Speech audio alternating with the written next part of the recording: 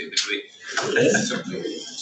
Kia ora tātou, I rarangati mā, I rarangati mā, kui mā koroma tēnā koutou, tēnā tātou katoa.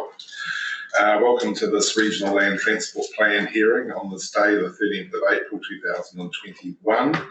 I don't have any apologies, but before I move through the formal part of the agenda, before we have our first presenter, I just need to read the standard statement to you all with regards to public recording of this hearing today.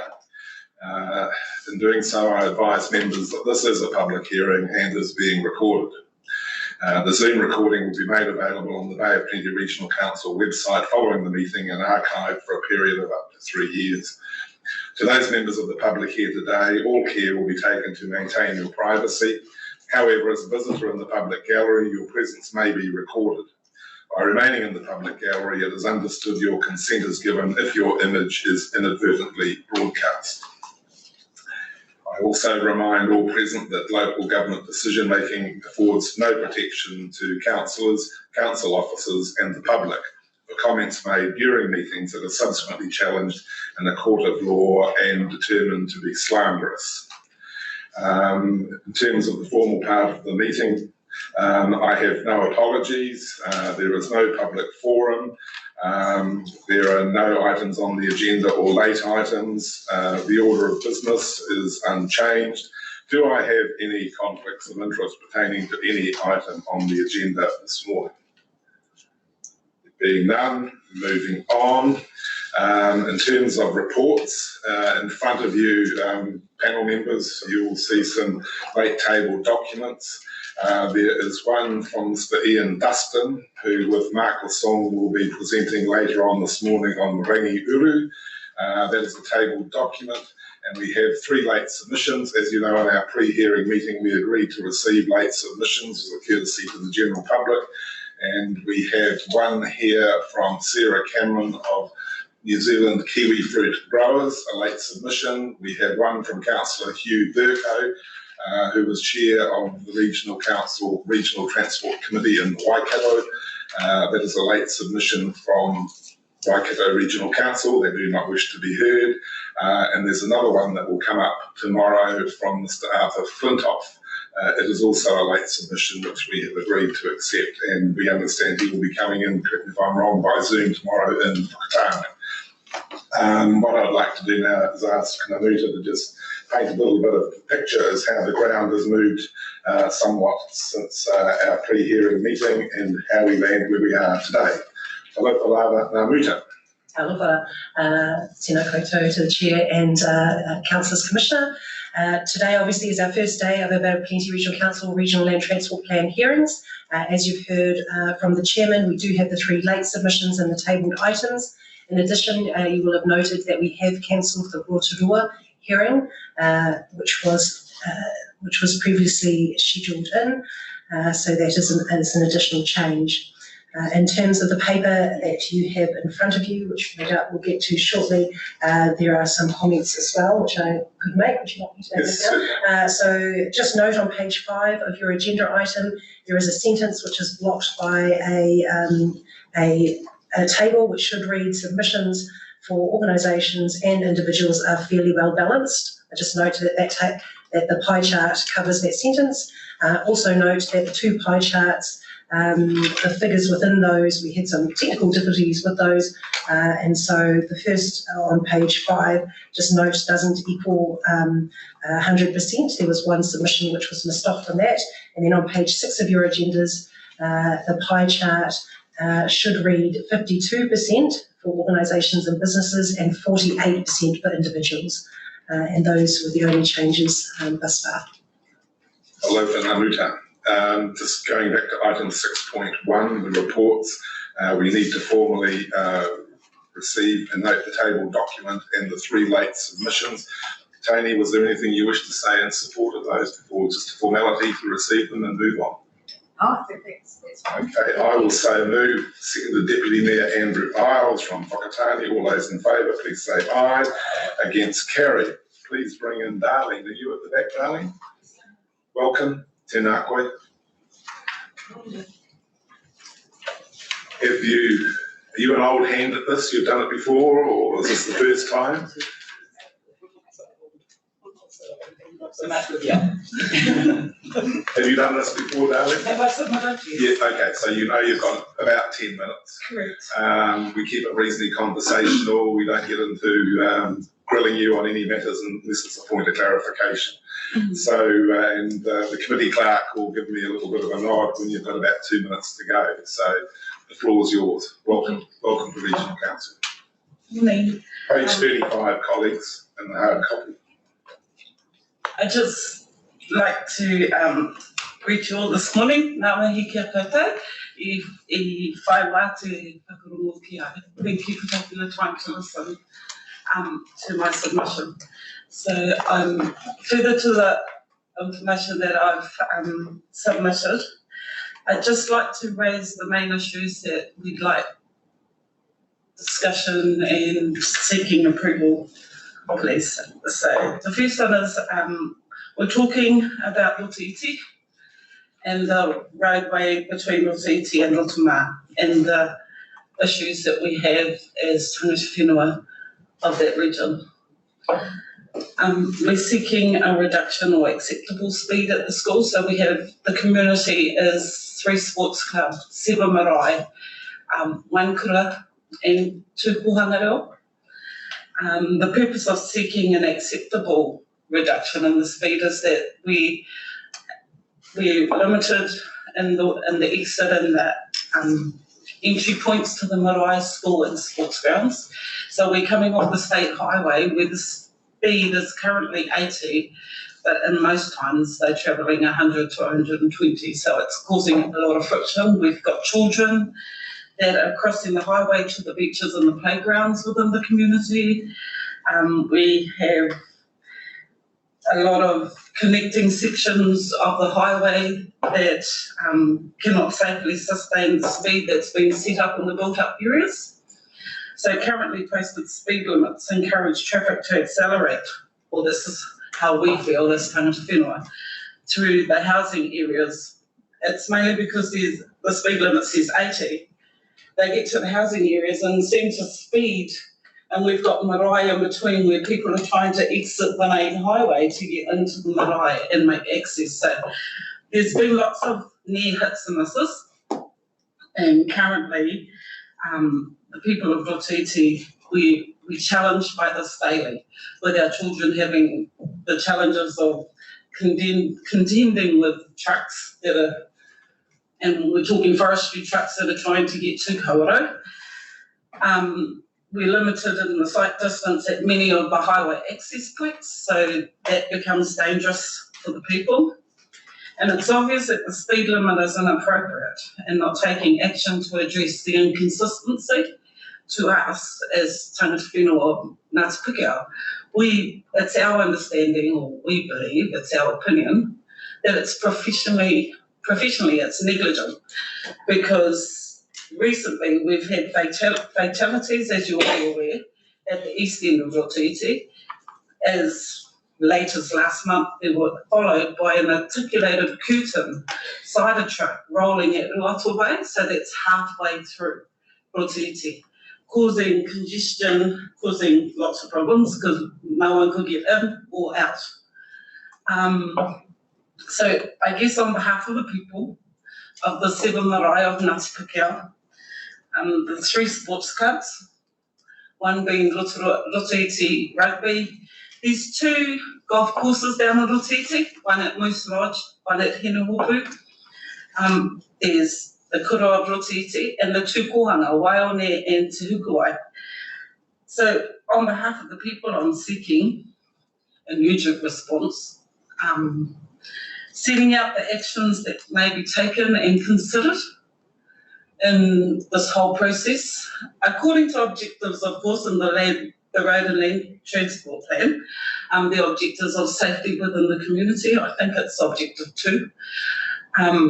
And yeah, so basically that's what we're seeking, because, you know, that challenge with housing on both sides of the highway, the extensive lengths and multiple residential side roads, as you'll driving through Lotiti, so the connecting sections of the highway that cannot safely sustain the speed currently in these built-up areas. Yeah. And finally, I have been asked on behalf of the people to ask what could a higher priority, what's more of a higher priority than preventing further fatalities in the community? We're asking you to assist us and to give us guidance and how we can capture the matters raised by the people and capture them within the current objectives of the road and land transport plan. Please. Thank you. Kia ora, Darlene. Panel members, any questions or points of clarification to Darlene? Deputy Mayor Donaldson. Morena, Darlene, thank you for coming.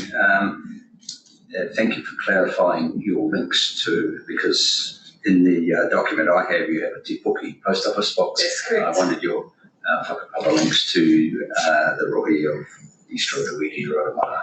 So that's quite clear. Has this been raised at Hui or with the Lakes Community Board? It has been raised, but the people are frustrated because they aren't getting responses or they haven't been given any further guidance. And I'm kind of glad that I took the wrong box to be heard in Tauranga, because I hear that the Rotorua hearings aren't on. So yes, it has, but they haven't had any feedback as such that they can work on. Thank you. I think you've come to the right forum, because what I hear, so it's good. Thank you. Panel members, any further questions? Darlene, thank you so much for taking time to come and be with us today and travel safely. And Mayor Donaldson and I were both well known to Peter Dorflinger, who lost his life there just only a week ago. Yes. So we know only too well the tragedies that are occurring in that part of the country. So kia ora. Ngā mihi. Thank you. Okay, panel members, His Worship the Mayor and Matt Layton, the Senior Policy Analyst from Western Bay. Welcome, Your Worship.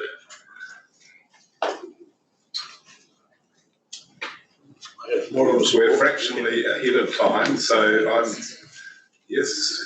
I have more of a support crew than one. We're slightly ahead of time because of the importance of the Western Bay of Plenty in this whole scheme of things. I'm happy to dispense with standing orders and let you go through till 10 o'clock. So we've given you some extra time. So welcome, Your Worship. Floor's yours. And page 40, everyone. Thank you so much. Welcome, Your Worship, and your supporters. You might have Gary Ellis, our Deputy Chief Executive, and Jim Patterson, one of our roading people here, and their guns are loaded. Kanui te mihi kia koutou te hao kāinga. Mēri ia tātou hapori ki te hua rahi e mahi au tai tātou. Greetings to you all, and that whakatauki translates as let our communities guide us in the way we work. I will not add, not the bureaucrats.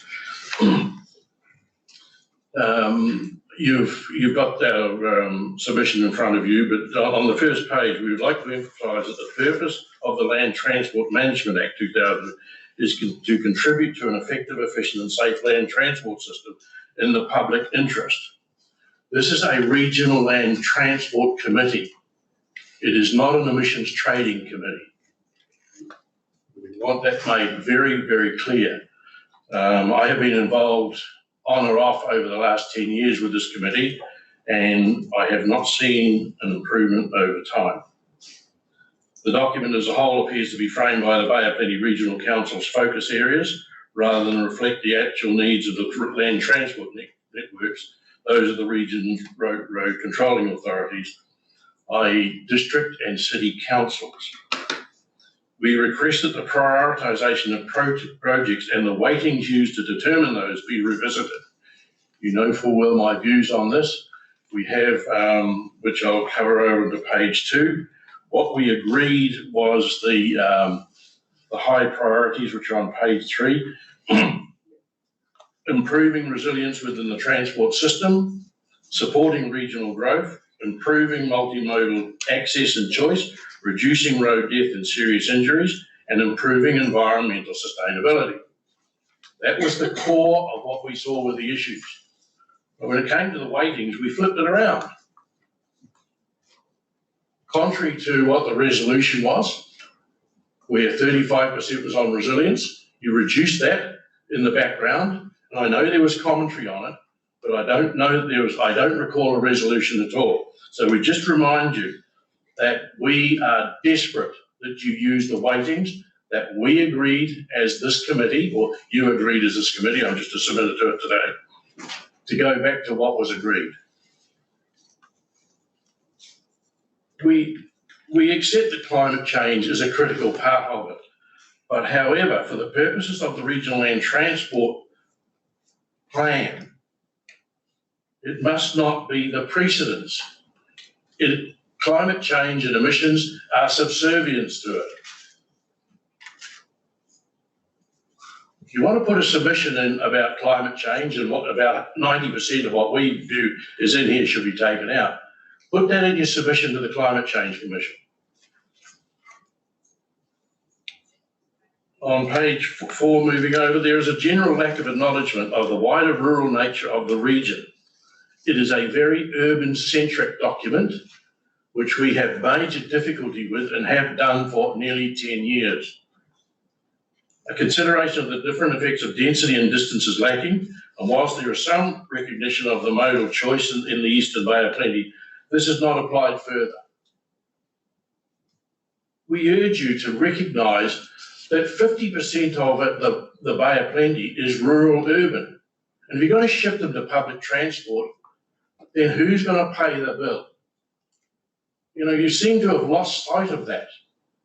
We understand urban public transport is critical, but only in those areas like Tauranga City, Rotorua City.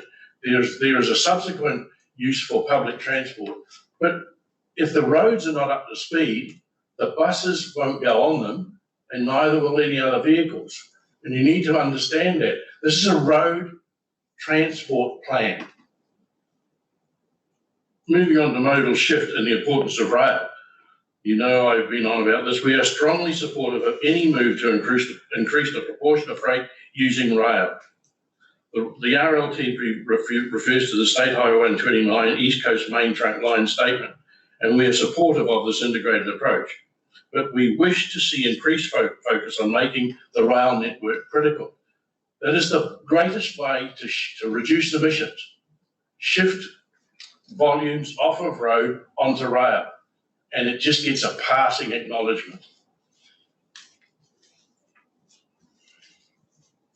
When we do meet the project list, July 2005, the report of the Bay of Plenty Joint Officials Group doesn't read much differently other than it's 16 years old. The Bay of Plenty Regional Transport Strategy 2007, and I read, this strategy, while applying a certain degree of flexibility, sets some specific actions for agencies. For the strategy to be effective, all the contributing agencies need to adopt it as part of the way they do business and actively seek opportunities to implement its aims. Implementation of the plan has been abysmal.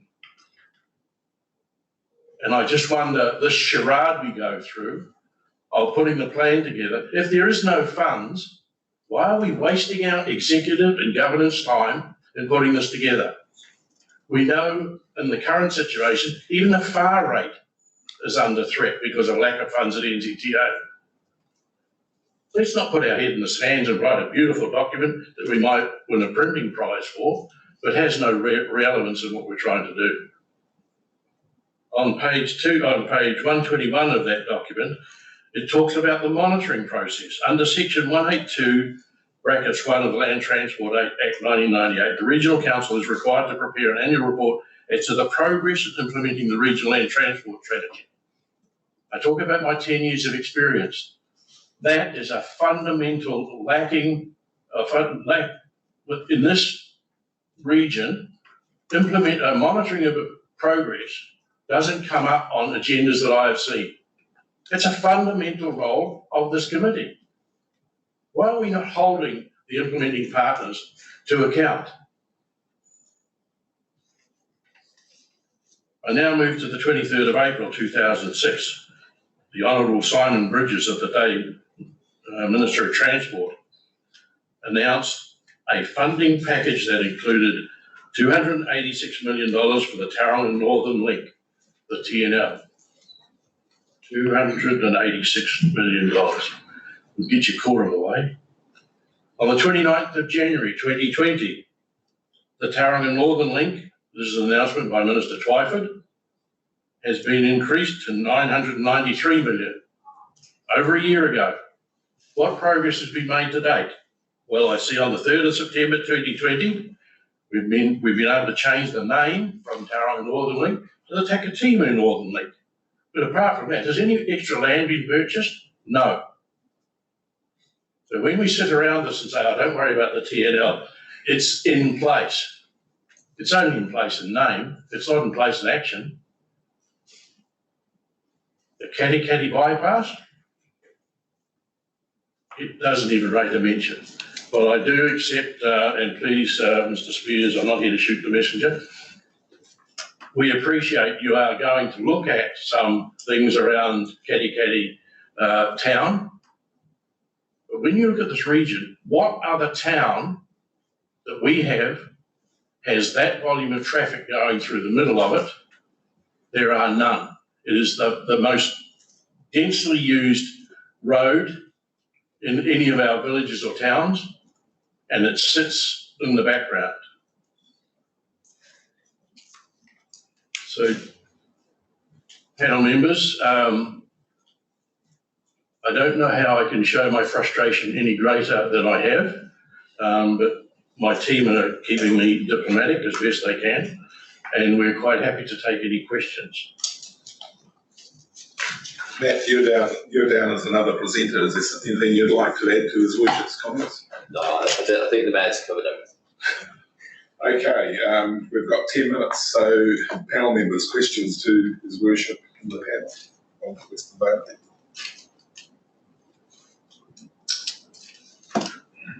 Oh, Commissioner Selwood. Thank you for the presentation, and I hear and feel your frustration.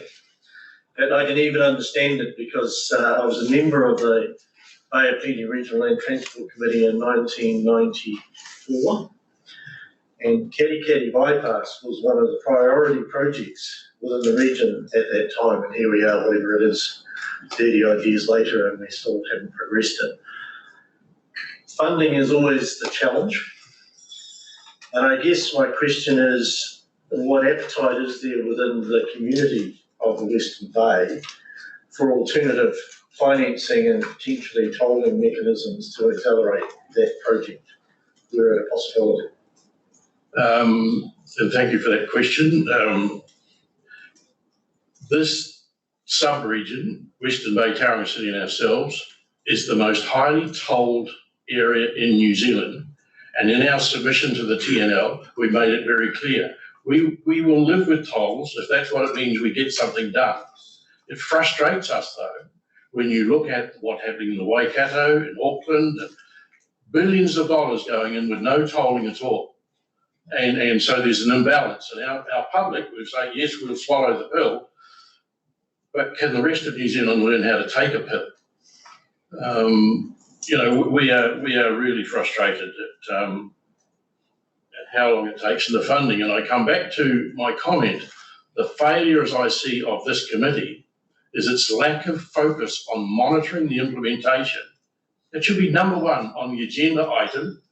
And if there is no implementation, if these costs are not taken into long-term plans, annual plans by the partners, there is no second item on the agenda. We say it's been nice knowing you. We have failed once again. Let's not waste any more executive and governance time on a talk fest. Sorry, but it seems that there is no other way than being blunt to get the message through, but that doesn't even work apparently. Frustration is noted, Your Worship. Any further questions from the panel? David Spears, Whakakatāne. Kia ora. First, acknowledge your frustration, heard, and thank you for the submission. I'm curious, in the table of your submission with the detail, you've got a number of additional projects, and just my quick calculation, the night while I was reading that, they total well over $100 million. So I guess I come back to Commissioner Selwood's question about affordability. You've acknowledged, there's an acknowledged shortfall or low level of funding in the National Land Transport Fund.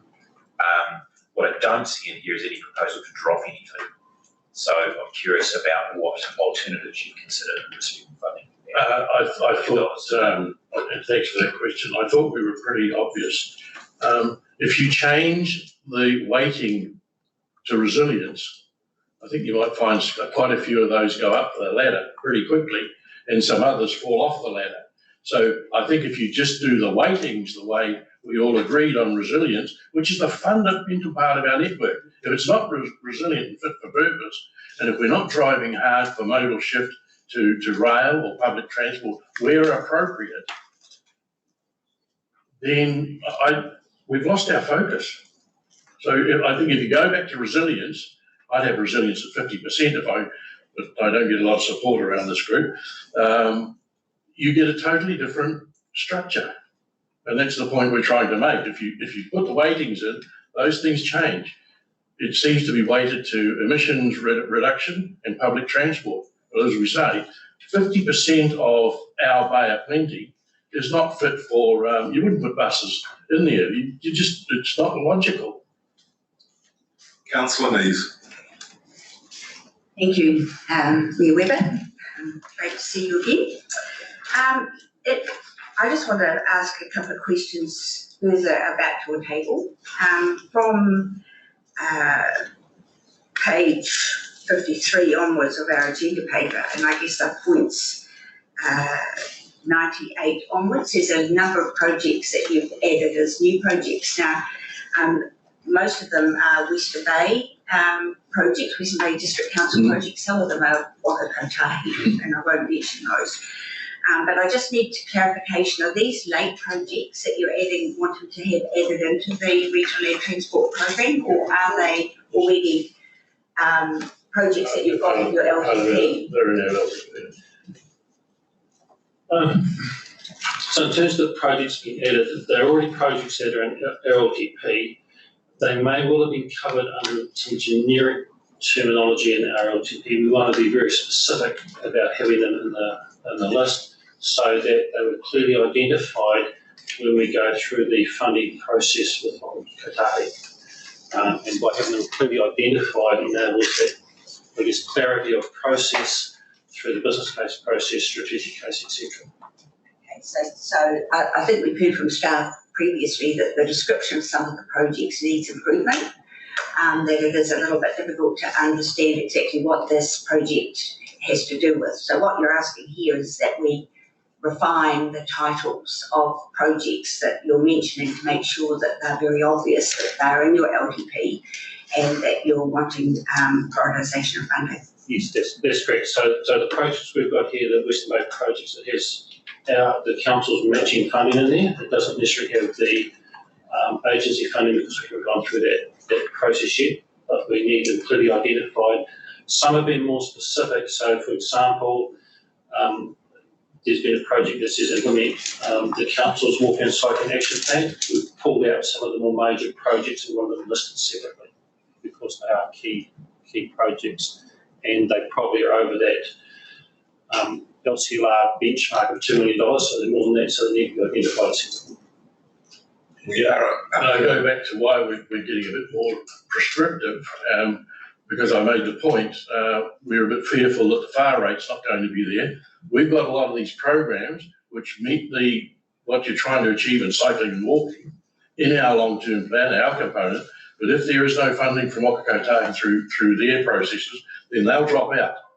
So, and also I just remind you, and thank you, panel member Selwood, that in 1994, Katikati bypass was high on the list, as was the Taiwan Northern Link. How do we keep reminding people that these are critical and we'd like something done?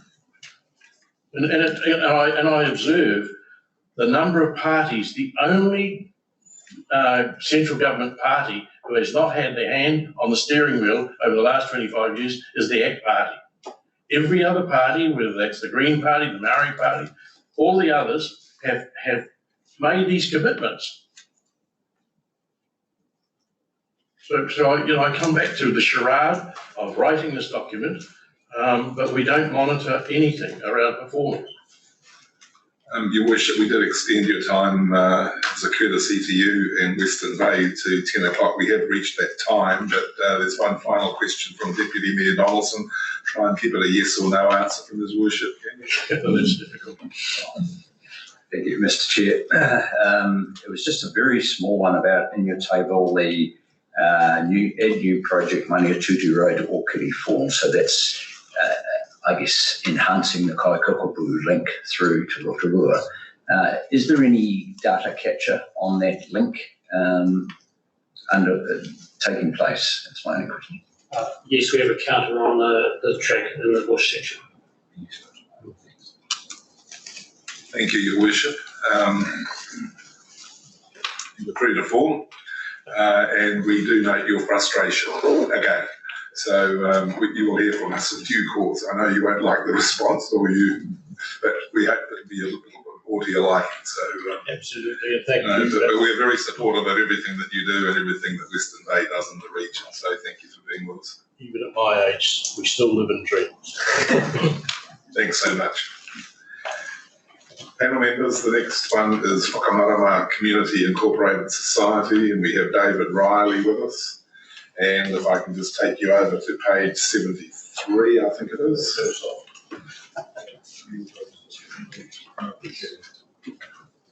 David, pardon the question, but you have presented before? I have. You have, so I don't need to go through the rules and regulations. You've got 10 minutes, and then we'll leave some time for questions. So welcome, good to have you at Regional Council. The floor is yours. I'm not going to take all that time. I'm speaking on behalf of Whakamarama. Just press your button in front. I'm speaking on behalf of Whakamarama Community Incorporated. Whakamarama is virtually a commuter suburb of Tauranga, sitting between the growth areas of Bethlehem and Mokoroa. Whakamarama and Pahoia currently have around the same number of residents as Mokoroa. We are hiding down long driveways. We commute to work and learn and socialise in the nearby urban areas. We are a gateway to the precious bush reserves at Puketoki and Pakereru and the Kaimai Track Network. We take caring for our environment seriously. We're a bit green. And we are thankful for the ongoing support of the Regional Council with pest control and water management. Life in the countryside does, however, pose challenges. Transport is a major issue. And we have not seen a plan for a transport system that will enable us to get around in a sustainable, resilient, efficient manner, to use your words, and also enable safe and multimodal access choices. It's cars now and cars into the future. We need a plan to face up to decarbonising our transport options. Your draft land transport plan and the Ufti and walking and cycling action plans of the Western Bay Council do not provide the blueprint. The focus is on urban residents. In the Western Bay Regional Council area, 65% of the population live in semi-rural areas and will not have access to public transport. The cycling plans of the council are mostly for recreation or urban cycle routes. Your draft plan includes a target for 2030 of 20% of trips made by public transport or active transport. If we dream a bit and say we take 10 trips a week, we all need to make just 2 trips to meet the target. Perhaps use the bus 1 day a week. But think about the Western Bay, where 65% of the residents are rural and will still not have access to public transport or good cycling links in 2030. Urban, 35% of the population will have to use the bus around 3 days a week so that you can achieve the 20% target for the region. This is not achievable. You need the help of many more rural residents in a transport modal shift if you are to meet your targets. So in 20 years' time, can I ditch the car and commute by bus? Can my grandkids cycle safely to school or work? Can I cycle safely to a bus stop, securely store my e-bike and catch a bus? Is there a shuttle service to a transport hub? Can I get to Auckland and back in a day by a frequent express bus service? Have I removed carbon from my transport choices? Do rural folk have equitable access to public transport options? The draft land transport plan is not bold enough to provide the answers. I understand it's all about money. I've been listening to Mayor Webber, and he knows where I stand. But we do already have 13 odd buses whizzing past in every direction. They won't stop. I've sat here in front of you before and I said the same thing, and I'm just told, no, can't be done. Well, I challenge you.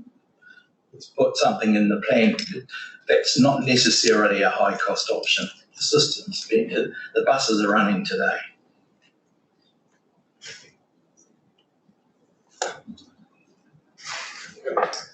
Questions to David? David, I think you're flawless. Oh, sorry, Councillor Nees.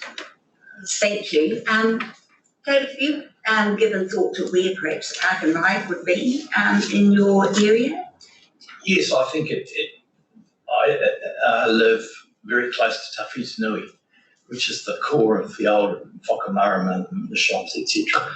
And that's where it ought to be. Maybe the marae might like to rent out some of their land and make a few bob on the side or something like that. But it needs to be off State Highway 2. And it shouldn't be at a Mokara, and it shouldn't be at Te Puna. You don't drive to the urban areas to catch a bus. Thank you very much. Thank you, David. Thank you so much. Yeah. Commissioner Walsley at the back. Is Commissioner Tolley in the building, do we know? Or are you a single act today, are you? I have Alistair Hills with me. Oh, Alistair, okay. So we have an apology from Commissioner Tolley, do we?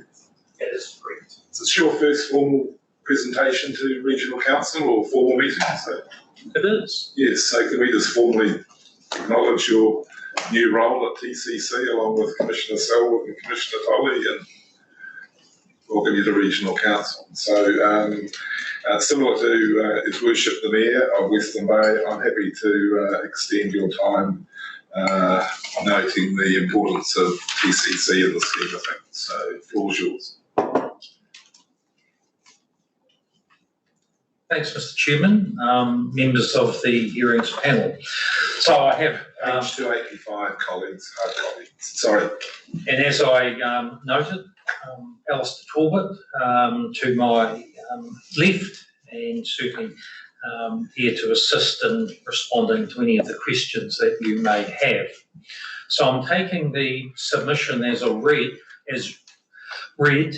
However, would like to make some comments in terms of some key matters related to it.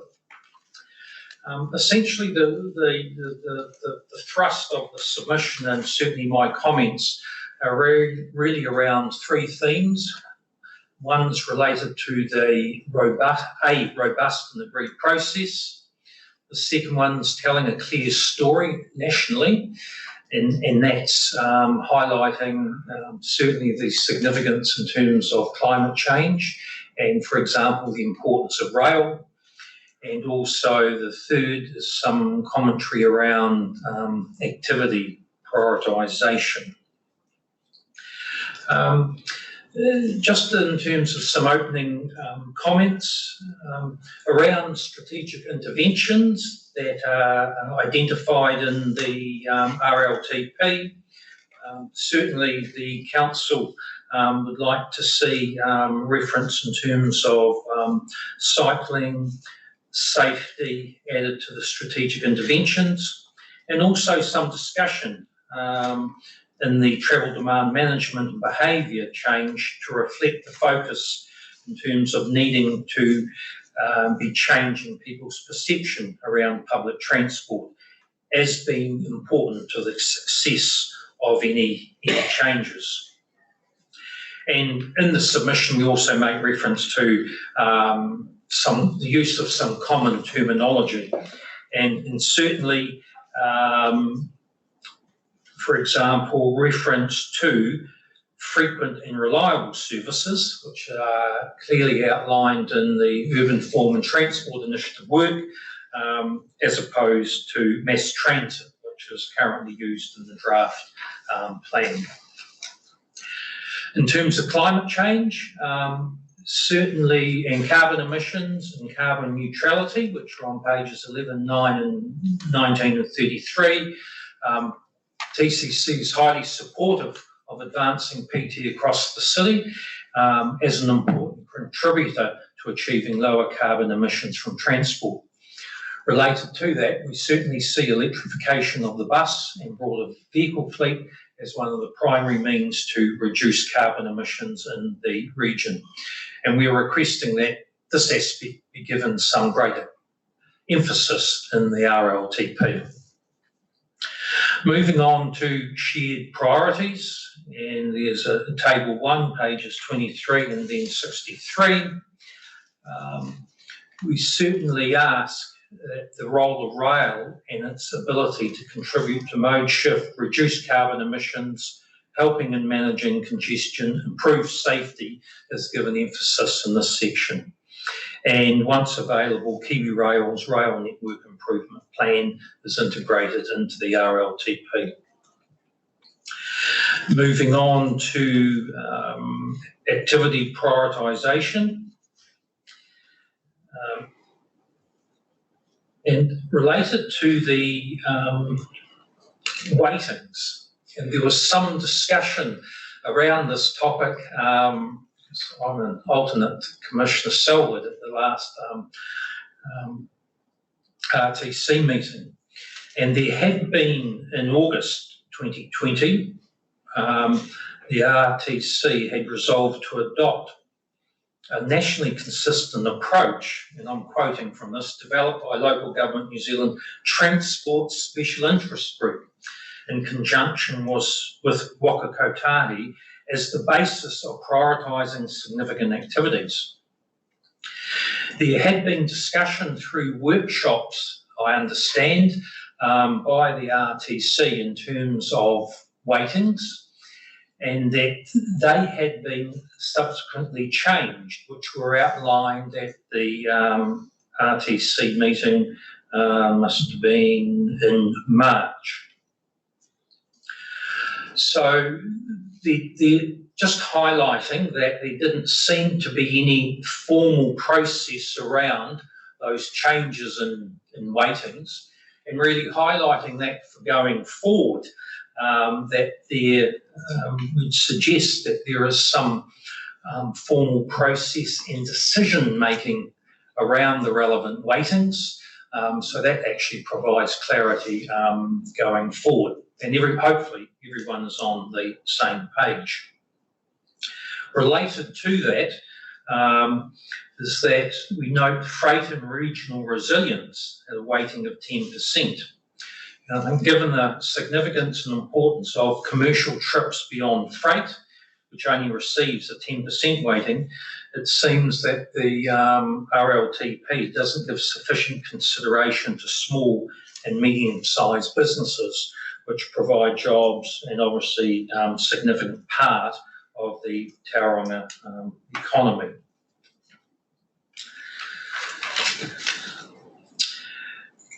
And then moving on in terms of the regional transport program of activities.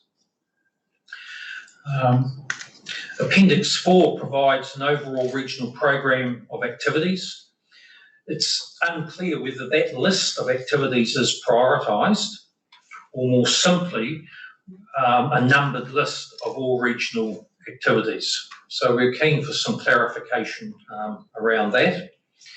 And we also ask for some further work be undertaken to reflect key dependencies between activities. And this is important as it will provide a clearer understanding between the timing and sequencing of activities and when benefits from those activities can be expected. And an example of that is the need to better explain project dependencies related to the Papamoa East Interchange and connections to Tutumu and the Tutumu Urban Growth Area Internal Multimodal Transport Network. So the PEI, or the Papamoa East Interchange, is required to enable Tutumu and its benefits, yet it's number 28, while Tutumu was number 20. So just some greater clarity around how that package fits together. And in terms of state highway improvements on table 5, we are suggesting that Waka Kotahi is requested to add a pre-implementation phase activity with associated cost, table 12, which is the state highway improvements. And that following completion of the business case work, it may be appropriate to vary the RLTP to also include a construction activity within the 10-year period. So, Mr. Chairman, that completes my comments. Happy to answer any questions, and obviously Alistair is able to pick up on some of any of the detail related to those matters that I've highlighted. Thank you for that, Commissioner Worsley. Before I open it up for any questions, can I ask that you convey to the staff at TCC our appreciation for the level of detail and the amount of work that's gone into your presentation today. It's excellent. Panel members, any questions to Commissioner Worsley or to Alistair? Deputy Mayor Donaldson. Thank you, Mr. Chair, through you. Thanks for the detailed presentation. My question is around this issue of the importance of public perception of public transport. Have you had any feedback on, I'm assuming, negative public perception of public transport? And is that related to timeliness or mixing with undesirable other members of the public? What is the public perception?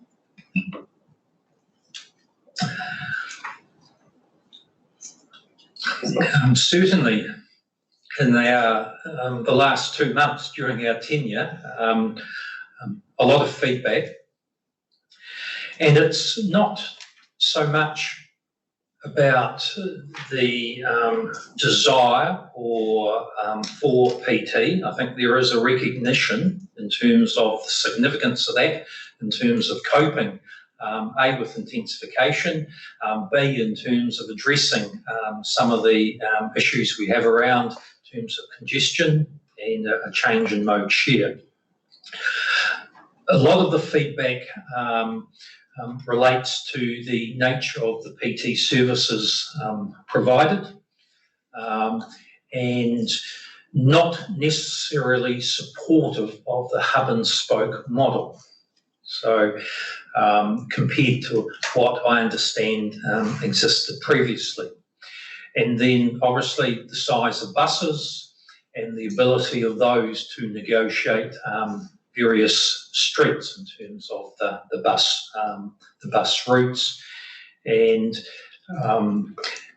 Also, the lack of PT infrastructure in terms of bus shelters and the like, and the number of people. And we were on a site visit yesterday, and we observed people obviously having to stand in the rain at bus stops waiting for their connection. So there is a lot of opportunity, and we see it as commissioners, both for Tauranga City and the Regional Council, to have a higher level of engagement and working through a range of those issues, given the split responsibilities. But it's something that the commissioners are up for, and we're actually meeting this afternoon with some of the Tauranga and Western Bay constituency councillors as a starter for some of that discussion. Councillor Lees. Thank you. Just one point of clarification. You asked us to use the term frequent and reliable public transport throughout the plan, as opposed to integrated mass transit system. And that, in my mind, they're not the same. So the integrated mass transit system is a system of a whole range of different sorts of transport that all link together to move a lot of people quite fast. So I'm a little bit worried about the suggestion that's being made that we just change to a much more generic term around frequent and reliable public transport, because you can have a frequent and reliable public transport system that's not going to move a lot of people, and it may not be integrated. So I just sort of perhaps ask Alistair what he thinks about that, or if you would like to answer that, Bill, that would be great. Thank you. So the terminology was of both were both debated and discussed at quite some length by these technicians associated with developing LIFTI, and they landed on the terminology of a frequent and reliable bus transit system in the future. I guess inherent and integral to that is that it's integrated across the other modes, so that we have a sort of a one system approach where everything supports and complements each other. I guess from a more technical perspective, a mass transit system can be interpreted as being separated and dedicated public transport only routes. That's probably not where LIFTI had intended, certainly for its first period. It was more around a fast, reliable, frequent public transport service. So the types of things we're starting to see and deliver on Cameron Road, which is that part-time bus lane, which will transition into a dedicated bus lane. We don't have to make a decision on what we call it, and I'm not the person that's best placed to make that call. So, we have to be guided by you, but perhaps we can get further advice on that. My other question for you, Bill, is with regard to parking rights. No surprise there. We've had a number of submissions from people that have expressed concern that we aren't moving fast enough with parking rights, and that there were not a large number of parking rides, that we weren't being proactive enough with regard to purchase of land for parking rides, and we're not actually well advanced with planning where they should be being put, so that we can prepare for those in the future. So I know that we have got one or two possibly in your long-term plan. Have you got any comments on how whether you think that's sufficient, given your comments on the other public transport infrastructure that's where there are gaps, and what we could actually do within the plan to progress that?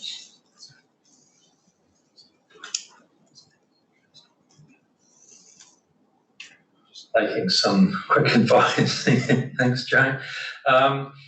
Obviously, what's in the LTP at the moment, in the draft, has been guided by the Western Bay Transport System Plan.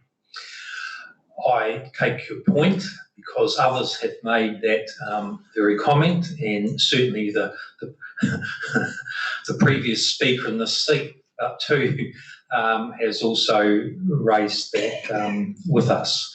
So certainly it's something that commissioners need to consider, and we'll be looking at that particular issue, a number of others through the LTP process. So we haven't specifically sat down at this point in time and looked at the overall park and ride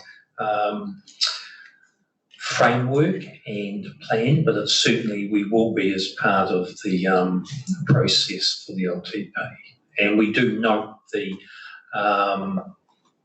that it has been raised on a consistent basis previously. So just thinking about potentially seeking funding, because there would have to be match funding for those. If you make decisions in your LTP, the timeframe for that needs to integrate with the timeframe for the RLTP if we want to add those projects in there. So there is always the opportunity to add them later, but when RLTP is submitted, it's the best chance of getting national visibility and funding. So is there a way of making sure that any decisions that TCC makes on park and rides can come through before we deliberate on our RLTP? Certainly we will, consider that. I don't know if Alistair you'd like to. If I may, so there are park and ride activities already in our draft LTP, and they were informed by the analysis Bill mentioned around the transport system plan, which is, I guess, the transport element or giving effect element of the UFTI piece of work. There's a couple of examples in the east. There's also some in the north, and consideration of what the right type facility in the west, Satellite 29 corridor as well. So there are activities in our LTP. Stan Western Bay have also included respective activities for Omokara and theirs. There is always that timing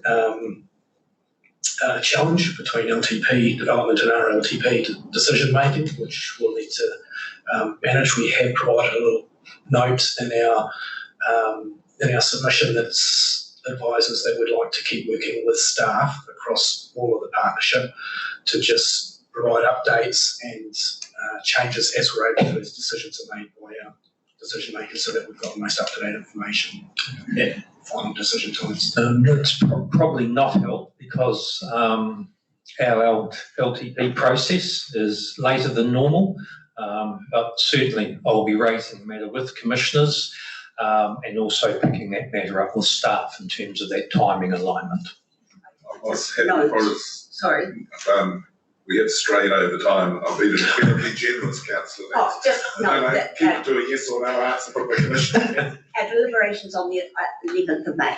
Thank you. Okay, thank you. Thank you for being with us.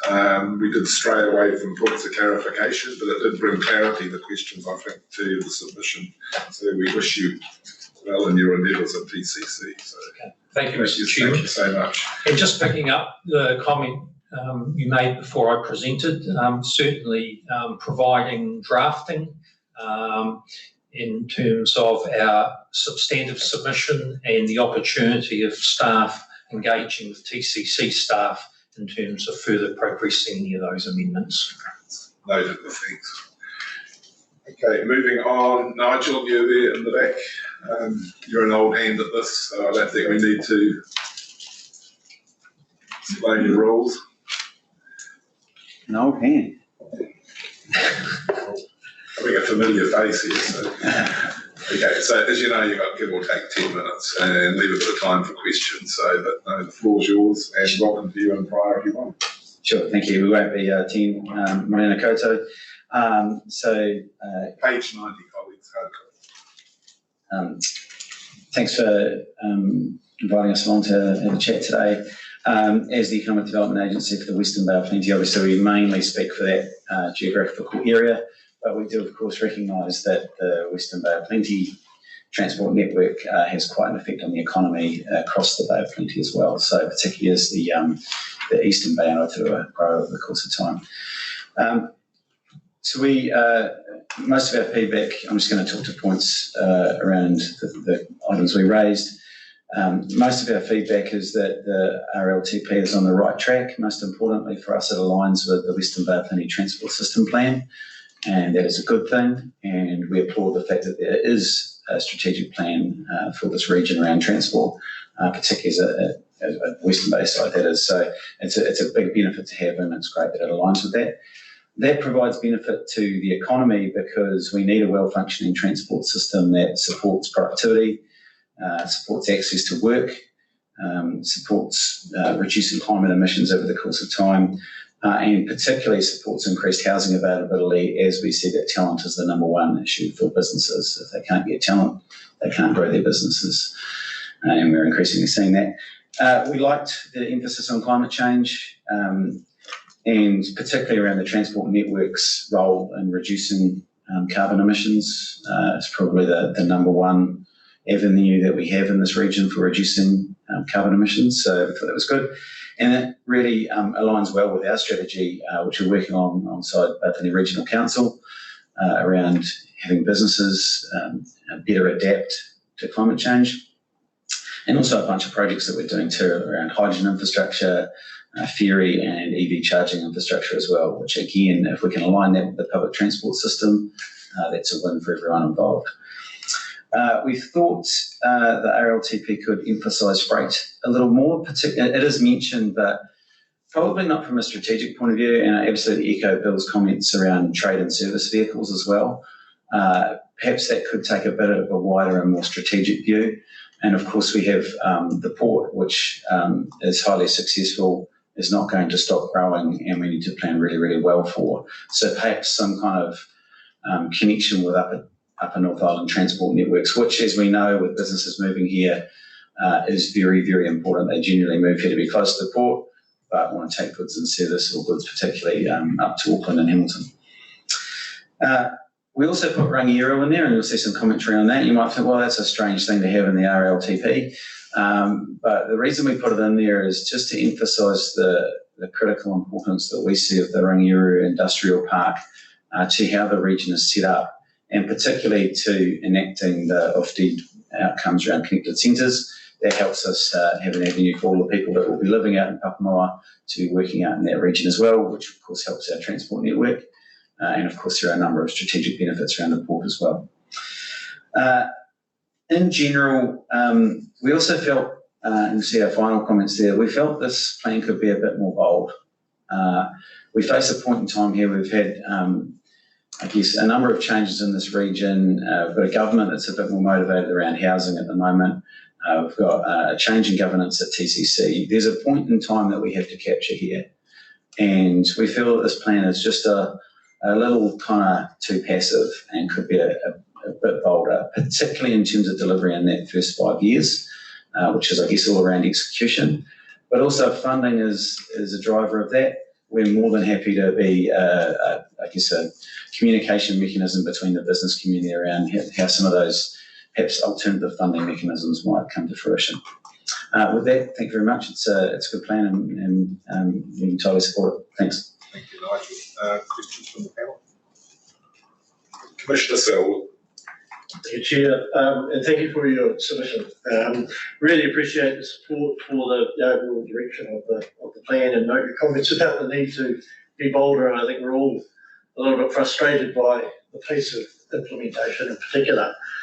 I was really interested in your submission around freight, and if I can enlarge that to the wider business mobility, trades and service vehicles as well, because we often use the term freight and it is interpreted, in my view, as heavy trucks, and we forget about actually the core of our business community is small business, and they're in cars, vans as well.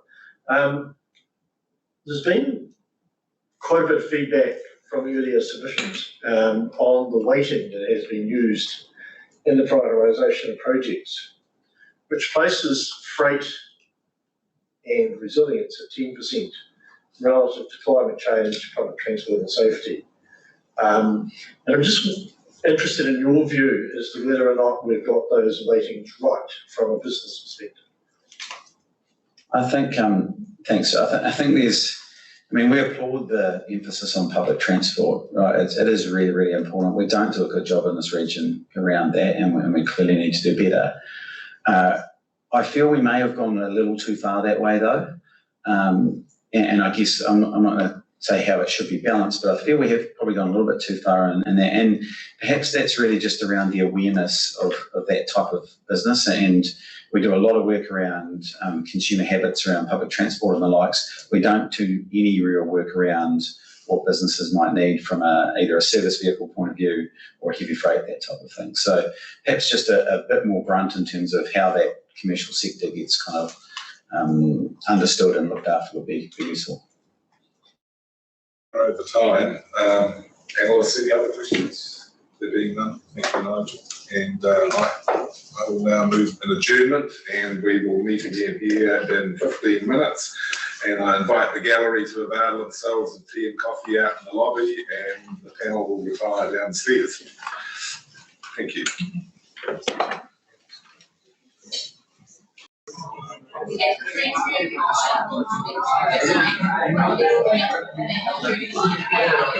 Kia ora tātou. Good morning, everybody. Haere mai. Haere mai. Welcome to this very large gallery that's suddenly been landed in our midst. There is a formality that we go through at the start of these meetings, and I'm going to just read that statement again for your benefit. It's all about keeping you safe and keeping us safe, but I advise members that this is a public hearing and is being recorded. Today is being recorded. The Zoom recording will be made available on the Bay of Plenty Regional Council website following the meeting and will be archived for a period of 3 years. And to you in the public gallery here today, all care will be taken to maintain your privacy. However, as a visitor in the public gallery, your presence may be recorded. By remaining in the public gallery, it is understood your consent is given if your image is inadvertently broadcast. I also remind all present that local government decision-making affords no protection to councillors. So, but that was basically for the benefit of you in the public gallery. So this is being recorded. So no further ado, we will move on. And clearly we have Mike Tauranga with us and Andrew Thorpe. Andrew, have you done this before? No, I haven't. You haven't, okay. You've got about 10 minutes. I'm reasonably flexible. Within that 10 minutes, we would like to give the panel some time to seek points of clarification. We don't get into a discussion or an argument with you, but if you make certain statements that the panelists feel they need some clarification to enable them to make an appropriate decision at the end of this, they will ask. But no, the floor is yours and you've got approximately 10 minutes. But welcome to you and, dare I say, your support group. Welcome. Thank you and good morning. Ngā mihi nui ki a koutou. Thank you for the opportunity to speak, and a particular big thank you to this wonderful group of supporters who've come along to support our submission. Bike Tauranga's vision is more people on bikes more often.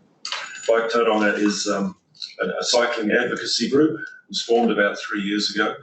We are a group of people who ride bikes. We're not competitive. We ride our bikes for fitness, for pleasure, and to get around town. Over the last 3 or 4 years, we've developed what we believe are very healthy, good working relationships with Tauranga City Transport team, with the council here and with the cycling community.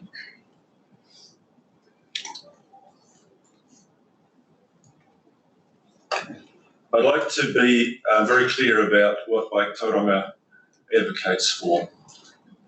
It's not just cycling for its own sake. It's not because cycling is cheaper, cleaner and faster. We know it is.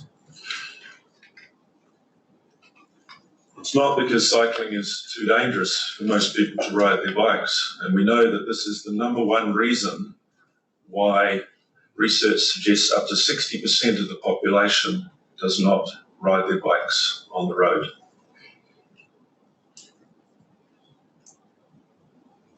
And it's not just because cycling's good for your health, and it's abundantly clear that that's the case. It's not just because it's fun, but it is. It makes you feel good. We, like Tauranga, advocate for cycling because we want to make our city a better place. We want to make it a great place for people. We want to make it more livable. We also believe it's an appropriate response to the climate emergency that our country has declared.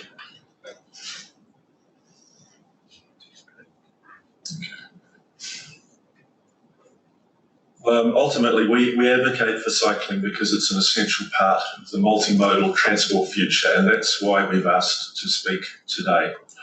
Our focus is within the Tauranga city boundaries, but we know how much what happens within these boundaries will inform and influence what happens outside of the boundaries.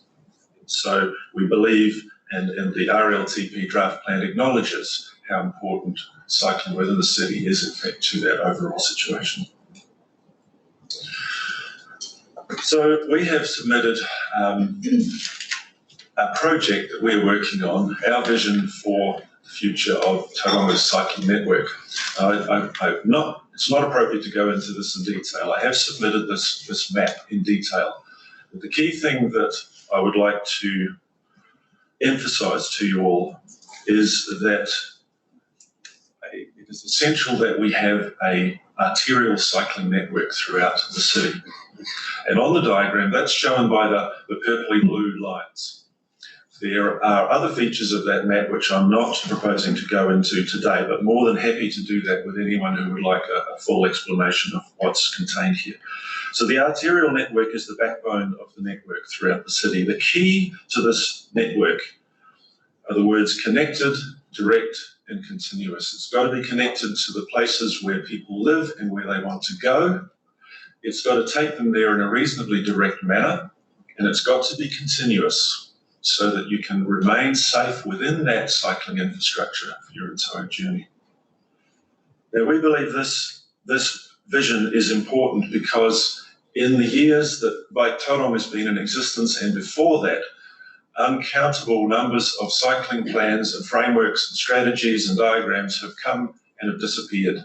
And we've become very frustrated with that. So we intend to promote our own vision, which I believe is well aligned, in fact, with those that exist. But we are going to own this one, and we intend to keep it very visible. Now, the key to a successful arterial cycling network is that it is a separated cycle path network. We know this from international experience. And to be clear what a separated cycle path is, here's an example from the Wellington Cycle Framework of a few years ago.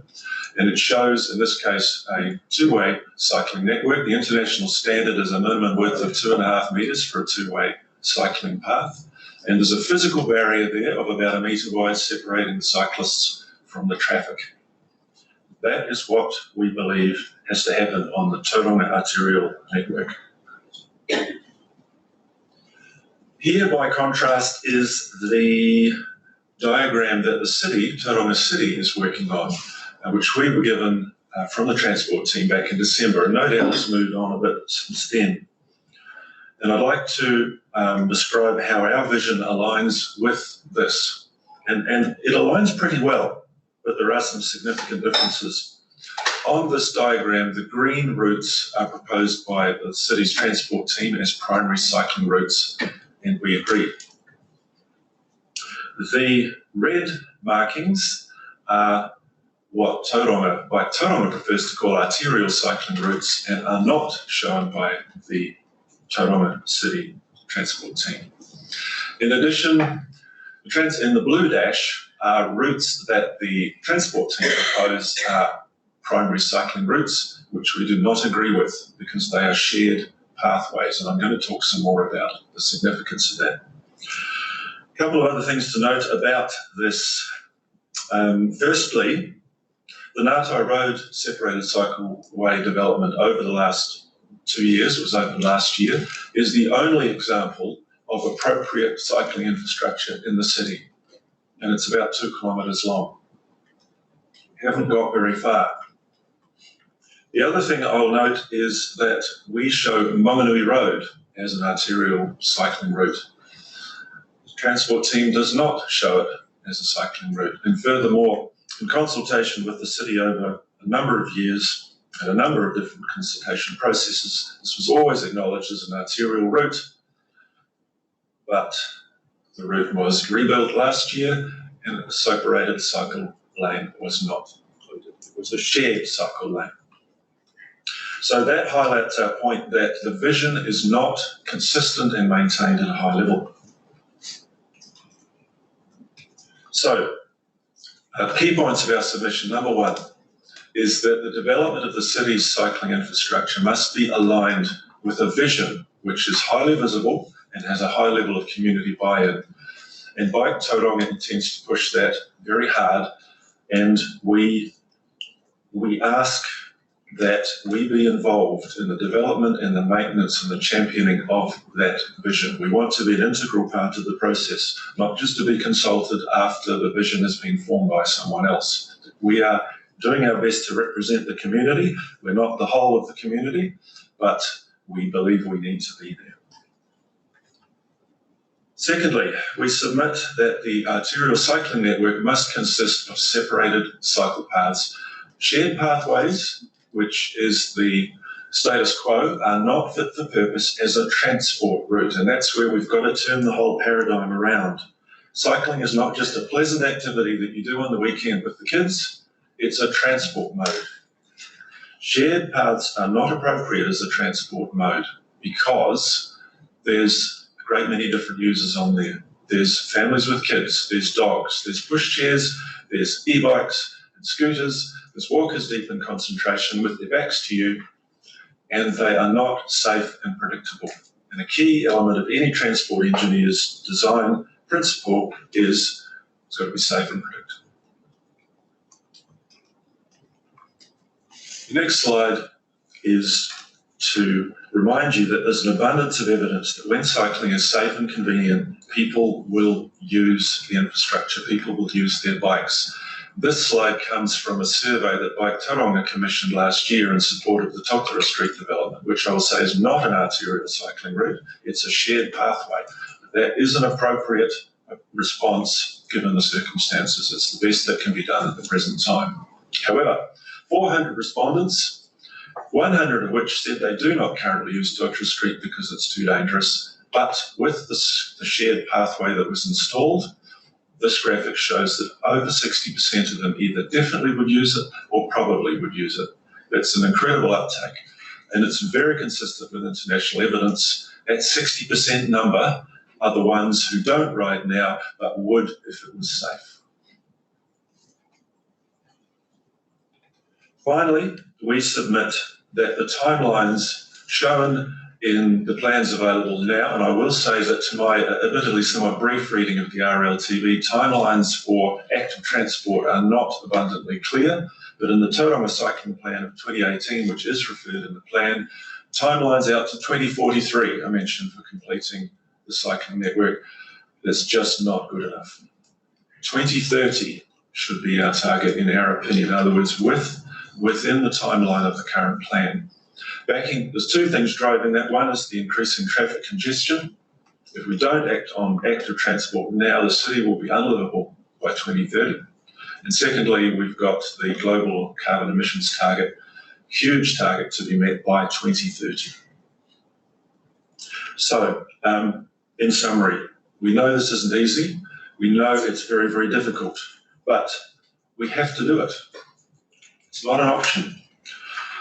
We believe that if we don't do it, you will not achieve the targets for active transport in the RLTP. So the first step is to acknowledge the necessity for change, then we've got to create the vision and drive to it. Thank you. Thank you, Andrew. Panel members, any questions? Commissioner Selwood. Thank you, Andrew. Excellent presentation, and it's great to see such a clear vision spelled out. And pleasingly, that there was a fair amount of alignment between the council and much of your plan, but I note there are significant gaps as well that need to be bridged. I guess the real dilemma we face, certainly it's Taiwan City and the region, and in fact the country faces. How do we fund all this? We're proposing large increases in property rates across our district to fund a major backlog in infrastructure, part of which is the cycling network, or the absence of an adequate cycling network. I guess I'm curious to know where you see the funding might come from, and how we can, between us, bridge the funding gap that would exist. I believe that by Tauranga as an advocacy group, our responsibility is to highlight the vision and set the target. We don't have the means or resources or knowledge to access funding, nor to recommend how that may happen. So I'm sorry, I can't answer your question. I don't think it's appropriate that I do. I think what's appropriate is that we represent what we believe the future needs to be. And the challenge to everyone that we wish to support is then to deliver it. Councillor Nees. Thank you. Thank you very much. And it's wonderful to see such great interest and support that you've got today. My question's about, you talk about shared pathways and that is dangerous for cyclists or for all users of the shared cycleways. What worries me is the dedicated bus lanes and how compatible they are with your proposed network. You mentioned Ngātai Road, and I think we've got a dedicated bus lane there, and I'm a little bit worried about the conflict with cycles in that particular area. So can you give us some feedback around how you see your network working with dedicated bus lanes across the city? Thanks for the question. The gold standard within the city that we see developing now is the Cameron Road development, which features both separated two-way cycleways and dedicated bus lanes. In the case of Cameron Road, the dedicated bus lanes are peak periods only, and they will have dual purpose. I'm not exactly sure, but I believe there'll be parking in the outside of those areas. I may be wrong. Generally, we find that mixing buses and cycles is also not optimal. From a transport design perspective, your engineers will tell you about looking for differences in speed and differences in mass. So cyclists and cars and buses do not belong in the same space because of the difference in speed and mass. On the shared cycles, pedestrians and cyclists, similar mass but different speed. It's generally the pedestrians that come off worse on the shared cycle lanes. Overall, we're very much in support of the public transport network and will do anything we can to assist the integration of dedicated bus lanes and separated cycleways. We are getting slightly over time here, so there'll have to be quick questions. Deputy Mayor Donaldson, followed by Deputy Mayor Isles. Deputy Mayor Donaldson. Chair, so I'm from Rotorua, we've gone huge on shared paths. So your view is you want dedicated cycling only, and are you saying that shared paths should not be used by cyclists? I mean, how do you see that being managed, the conflict of users?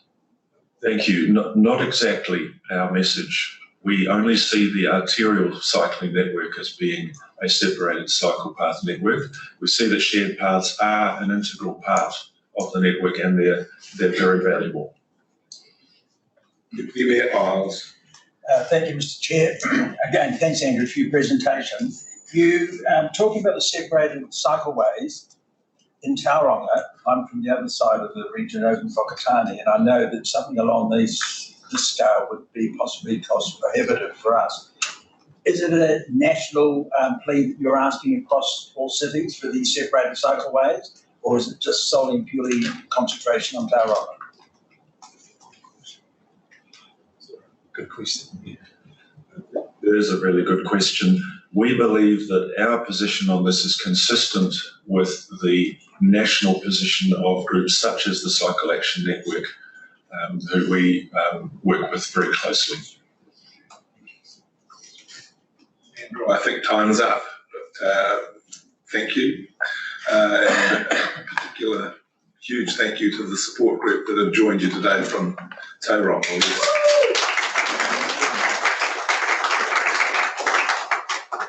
So we're assuming you've all come by bike, so thank you. You're more than welcome to stay. I think you'll find the rest of the proceedings interesting. We have some good presenters coming up from Quayside Holdings, Port of Tauranga, Sustainable Bay of Plenty, Glenn Crowther and Heidi Hughes, who will be well known to you all. So you're more than welcome to stay and listen to some further presentations. So John, your floor's yours. You're well known to us all. Welcome. Good to have you here. You know the rules better than anybody. So 10 minutes starting now. Welcome. Thank you. As is the spirit of the age, I'll start with a quick mihi stroke pepia in my own style. So I don't identify with a mountain or a river, but I do identify with values and principles. And when I whakapapa, it's not through blood, but it's to Socrates and Sun Tzu and Martin Luther King and Machiavelli, those people who wanted change and believed that change is driven by good ideas, backed by good people. I'd like to embarrass Gary Weber by endorsing everything that he said about the time being wasted by this committee, because it accepts constraints that mean the committee's ambitions can never be achieved.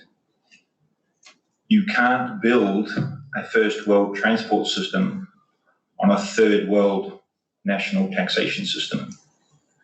And I'm tired of plans being made that are not accompanied by budgets that have in them specified funding.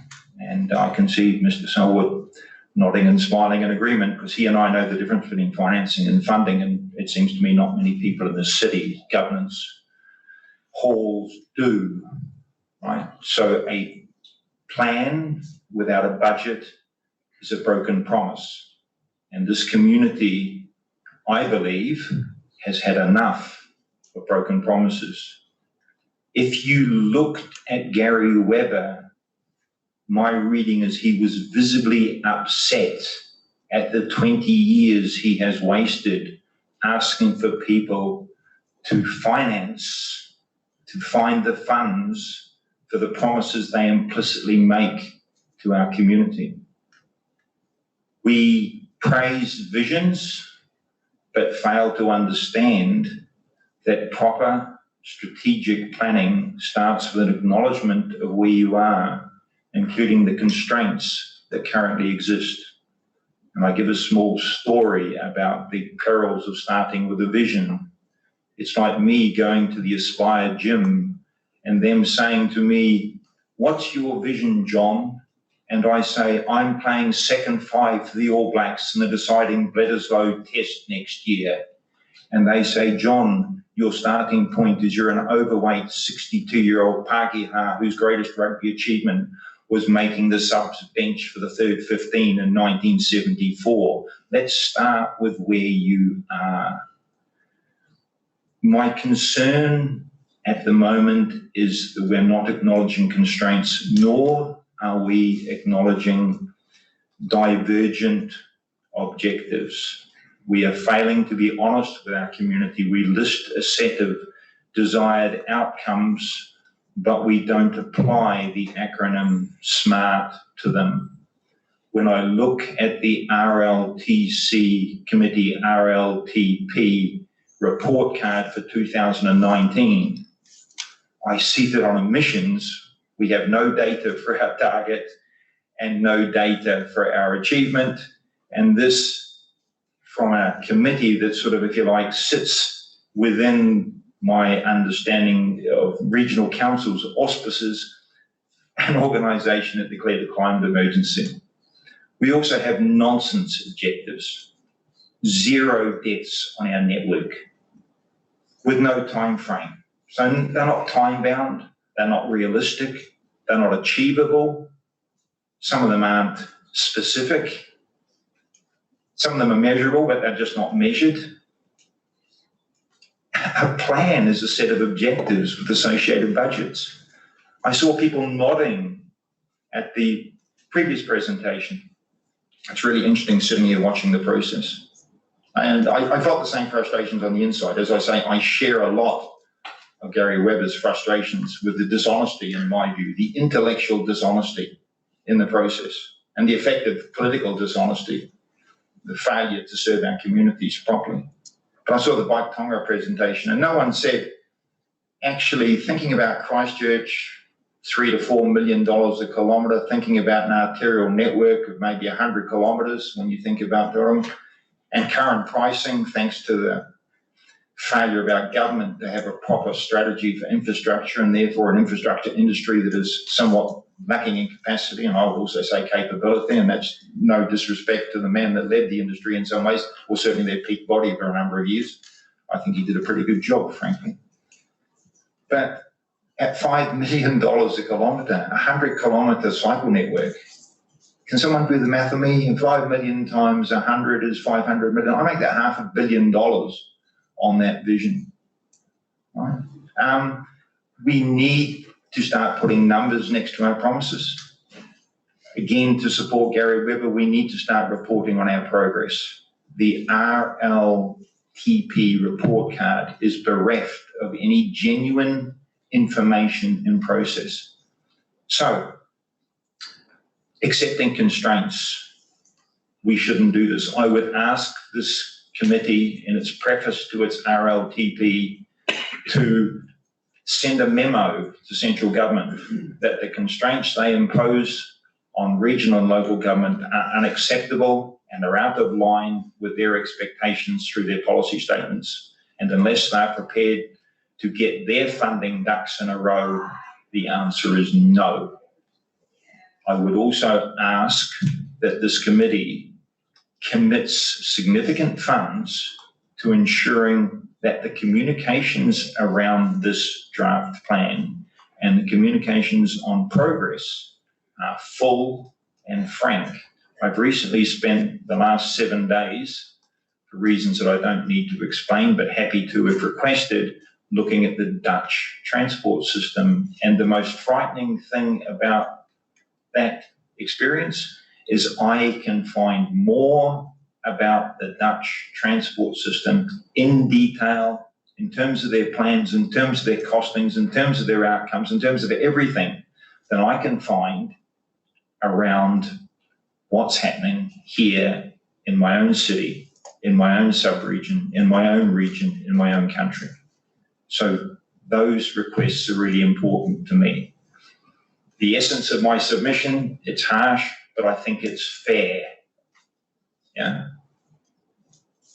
But my 2 requests, that ahead of this plan, you put a forward in that explains that it operates within completely unacceptable constraints and the conflicting priorities of central government cannot be delivered.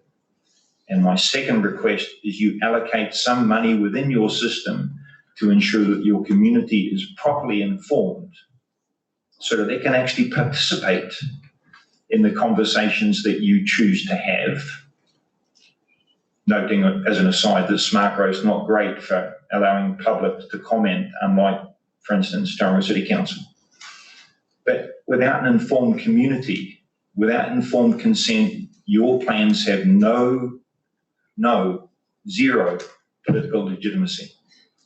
And at the moment, you don't provide the information to your community to enable the community to perform, to participate in an engaged process. Thank you. Thank you, John. Like Mayor Webber, no surprises there. So thank you for your presentation. Panel members, questions to John? Flawless. No. One final take-home comment you want to leave with us? I'll give you that in lieu of questions. Yeah, thank you. It's Socrates was poisoned, effectively killed by the people of Athens, because what he confronted the leaders of Athens with was the fact that their claims to knowledge and authority were in fact false, right? I'm not going to suffer that fate. I have no fear that retribution is coming. But I would implore you to think very carefully about what it is you are serving here. And my belief is your role is to serve the people here, not to act as a branch office of a very poorly run, poorly resourced, poorly informed, non-strategic central government. Thank you. Thanks, John. We acknowledge your intelligence, your honesty, and your knowledge. So we will take seriously the comments that you have made today. Thank you so much. Next speaker is Heidi. Heidi, you know the rules too. And I think we've got the technology working better today than yesterday. Get Amanda to drive it for us. Wednesday challenge, everybody, and colleagues, 141 hard copy. So 10 minutes and some time for questions, and we are running somewhat over time, so the technology's coming, so. That's fine. I'll just quickly introduce it. Thanks everybody for your time. I've got some of our team members here who've been working on the business case with me for this project. And we've spent the last 6 weeks just really diving into our communities and our different areas across schools and across organisations and in the market to look at what this project might look like. So I'd like to present it to you. We did a quick video. I'd like to put that up at the start to set the scene.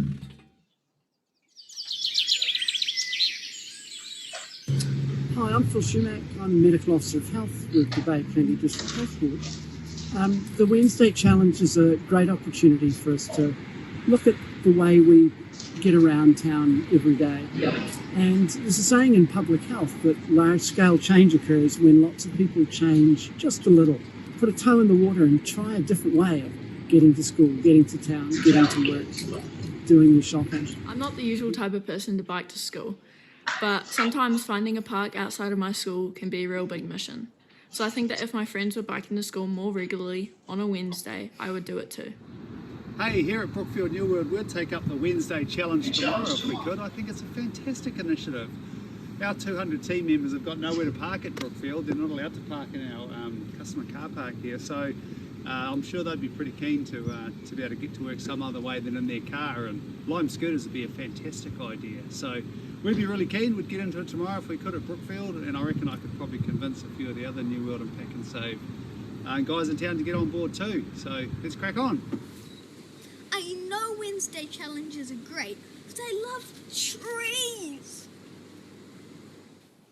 Being at university and hearing the civil engineers complain about the complexities of traffic both in towns and in cities, when really the most simplest solution to this could be people carpooling. And that's why I think the Wednesday challenge would be awesome, just seeing people out there carpooling and taking the majority of the issue off the road. I think walking to school with my dog is good for the environment, and I get to spend more time with her. Traffic has picked up in the last couple of years, I've noticed, really badly. So any initiative to take traffic off the roads, get our kids walking to school, biking to school, it's good for them, it's good for their health, it's good for their well-being off the screens. I think anything like that is a fantastic initiative. I hate sitting in traffic. Today I drove from Tauranga to Caticat on the way to work, carpooling like usual, and I got stuck in traffic the whole way. If more people carpooled, it would be a lot less hassle for me having to sit in traffic. As a local GP, clearly I support the Wednesday Challenge. Anything that can contribute to physical well-being and mental health in the community has got to be a good thing. As a PTA member, I can see how the Wednesday Challenge offers schools a great, easy fundraising opportunity, as well as a chance for kids to have fun too. Oh, so how can people help with the Wednesday Challenge, especially if they're living in rural communities or in Māori communities in particular, because they're all around the outskirts of the city? So you could start by, if you're going to the same place as somebody else on Wednesday, why not share a ride with them? If there's no school bus and you've got to take the kids to school by car, there must be other families in the same boat as you, so why not share that as well? Wednesday could be somebody's shopping day. Well, make it your day too. And again, either share the ride or even do the shopping for them. Those are some of the things I think the rural part of our city could do to help meet the Wednesday challenge. I think that carpooling to training is awesome because it means that I get more time to hang out with my mates. I not only believe this is an amazing opportunity for our city and to help our roads, but I also would help my kids' school and have an initiative that they could earn money and raise money in a time where it's actually really hard.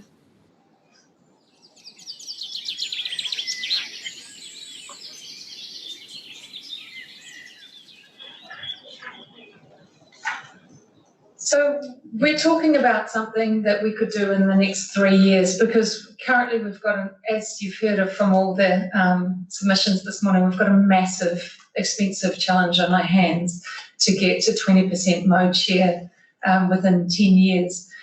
But from what we've seen is that there's actually a real motivation within the community to actually be part of the solutions, and not the solutions that are around the infrastructure, but the solutions in the short term of what are the options for people, and how can we encourage people to actually just try something different and make it just 1 day a week. So that's where this whole concept came from.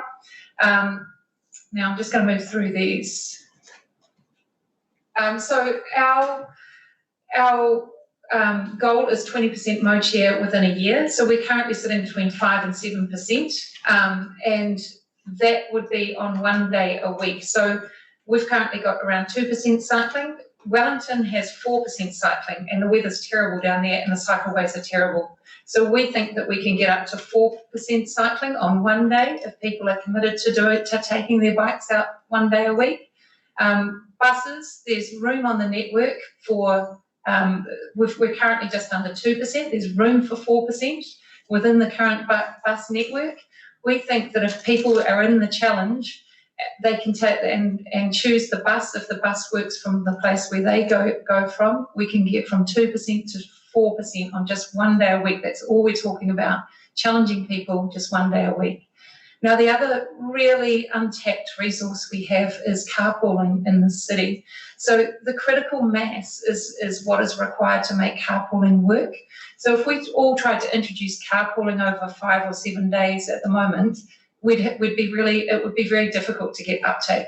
So critical mass, if we're saying to people, we're going to set up a carpooling system. There's some really good carpooling systems out there. Uber Commute we don't want to reinvent the wheel with carpooling apps. They're hugely expensive to put together, but there's some we'll be looking at which app would work.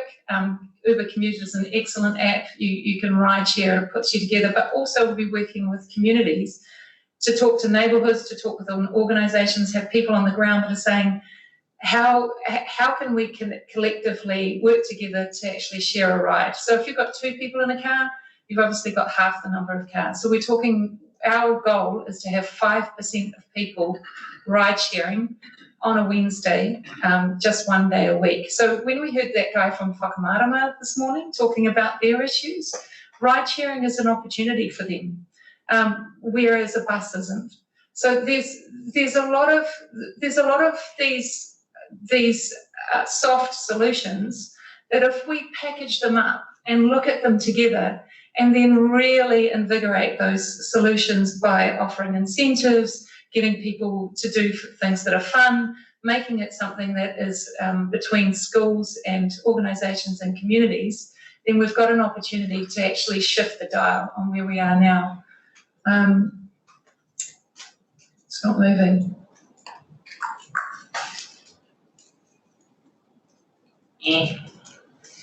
Not moving. Oh, there we go. Whoa, now it's moving. Hang on. Okay. Oh. There we go.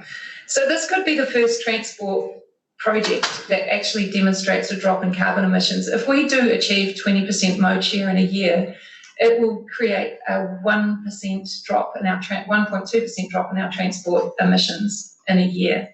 And this is the kind of drop that we need to start looking at if we're going to meet our 10-year budgets. So at some point in the next 10 years, we need to start going in a trajectory down. and we're not currently able to do that. So this is a kind of project that within the first 3-year time frame, within the first year, if we can get people to start thinking about what their options are, then a lot of your other mode shift initiatives that are coming through later, like trying to take away lanes, trying to take away parking to encourage more mode shift, then those become more palatable for people if they can already see success in 1 day a week. So the way that we want to work this is like a power of 3 scenario. We would be working deeply with schools. A lot of the funding that we're talking about, this is a $950,000 project. We're asking that this is we're talking that this would be a project that's owned by regional council within the travel plan part of the TSP. So within the transport budget, that it sits in the travel plan under James Llewellyn's team, and that we operate as a team that has our own governance team and under the governance of our own board. That would enable us to work flexibly and a lot more deeply with community and work with things like getting organisations to donate money to support schools, to have them be able to have a monetary fund that they can then use as their challenge. So we're talking about $100,000 in a year that would come from organisations that are paying $1,000 to be involved, and all of that fund goes into a fund where the schools can compete against each other for a pool of funding. Our schools have an incredible problem getting resourcing at the moment, so this is a kind of a win-win for schools to get uptake with. Neighbourhoods, we deeply work with neighbourhoods. Like, what are the options that really work for your community? Some of them terrible cycleways, but some of them actually have a good cycle path. Some of them have really bad bus routes, but some of them are really good. So what's working for your neighbourhood, and what do we do here? And little things like putting a coffee cart up with free coffees next to your bus stop, things like that we can work deeply across the year on this project. Organisations, we've already got so much buy-in for organisations that want to be involved in this, and organisations would then work themselves with their teams and compete against other similar sized organisations. We want to make this about fun. I know you talked earlier about what people's perception is of the bus system. The perception of mode shift altogether at the moment is kind of, we can't do this, we not do this, this is not what we do here. But if we change that perception to it's fun, we want to win, the businesses are involved, there's great rewards, it's healthy, there's people power, we're all behind this, we're all in this together, we are the traffic kind of, and really engage on a deep social level with our community, by our community, then we think that we have the potential to actually shift the dial on where we want to be. So that then gives you the opportunity to have much more bold transport system plans than you're able to do now, because we haven't got the community with us. We need to somehow bring this community with us, and that's the drive that we want to be a part of. Idea about a minute. Okay, so this is an app. So basically, what we're talking about is of that 950. We've got a big business case for you to look through. We've gone a lot into that. We'd really encourage you to look at that business case. The app. So of the $950,000, about $500,000 is staff, having people work. We'll have an iwi representative to work with hapu, and we'll have people working in schools, with people in neighbourhoods to really drive that. We would have a $250,000 budget for really deep engaged marketing. So not just like paying for lots of ads, but more about what are those little projects, things like the bus stop idea, all these great little projects that can happen as a marketing campaign that's really about social engagement. And the other part of that funding is for the development of an app. Now, this isn't about reinventing the wheel. This is about aggregating existing apps that are out there. And one of those apps is the transit app that Regional Council already have. Uber Commute, there's Fitbit does a really cool health program on there. We've got Love to Ride. So aggregating those and then getting the data from those that really provides information to the transport teams across our region, because the data from this project is gold. How do people want to travel? What is enabling them to change? And what changes are we actually making through this? So all of that would be information that would be public information for everybody to use for their transport plans. Key performance indicators. We've got very measurable performance indicators. We just wanted to show here the difference between Tauranga City and Wellington City. Wellington City is the weather is miserable. The bus system isn't that great, and the cycling's terrible, but they've got a much better uptake than we do. We think that we can rock it in Tauranga. Our weather is better. Our people are ready to change. We've got a really great community of can-do attitudes, and we're not talking about the 20% that won't change, and we're not talking about the 60% that have trouble changing. We're talking about the 20% who might change and could change but haven't changed yet. And if we can get those people, then we can start to tip the balance. And I'll stop there, Lyle, because I know you're just kind of stressing out.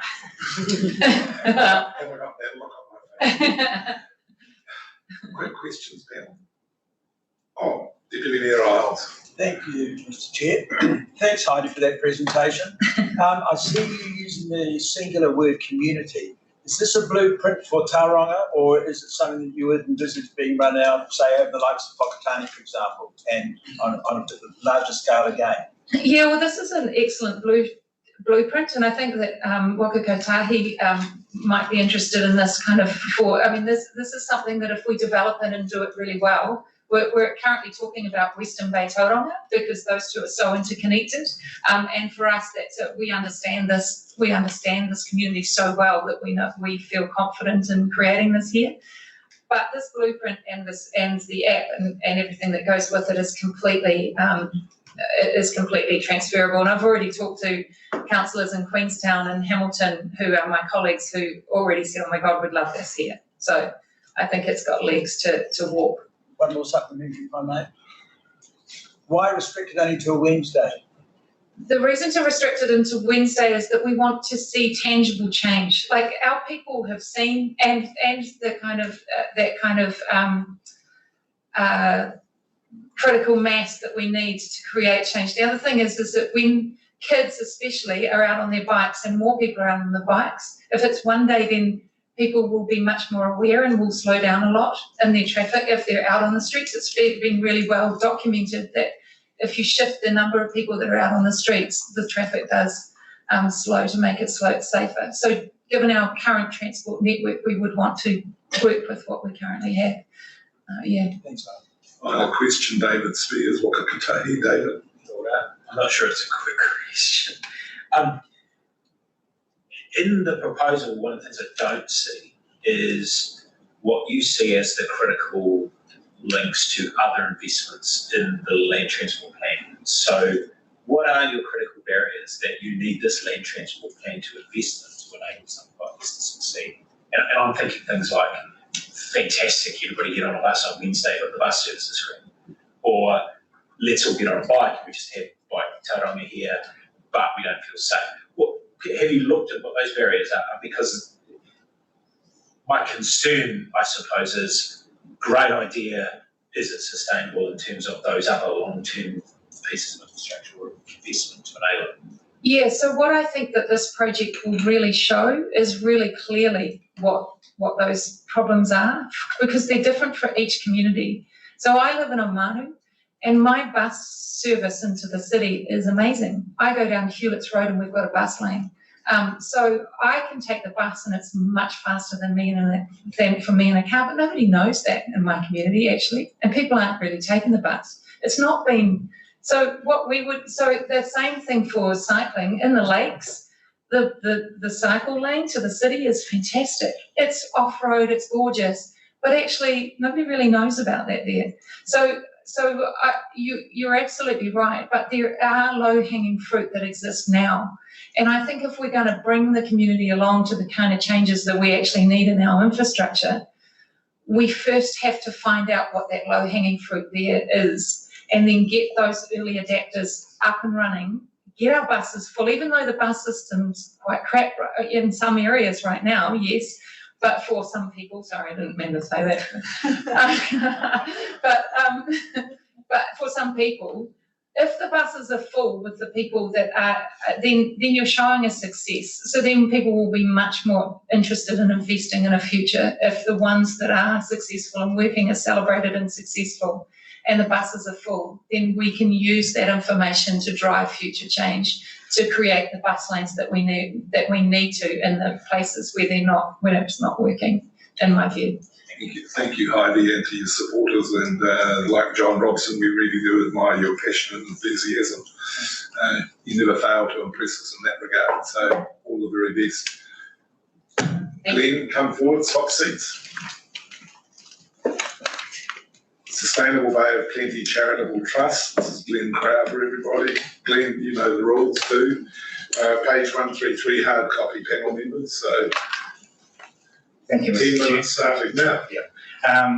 Yes, I won't go through the whole submission. I guess I said what I thought the key priorities are. So just to reiterate those, I think given the wider context, reducing carbon emissions has to be right up the top there. Safer and more accessible transport options, and I think a focus on public transport in Tauranga and Rotorua is critical, even putting aside the climate change outcomes.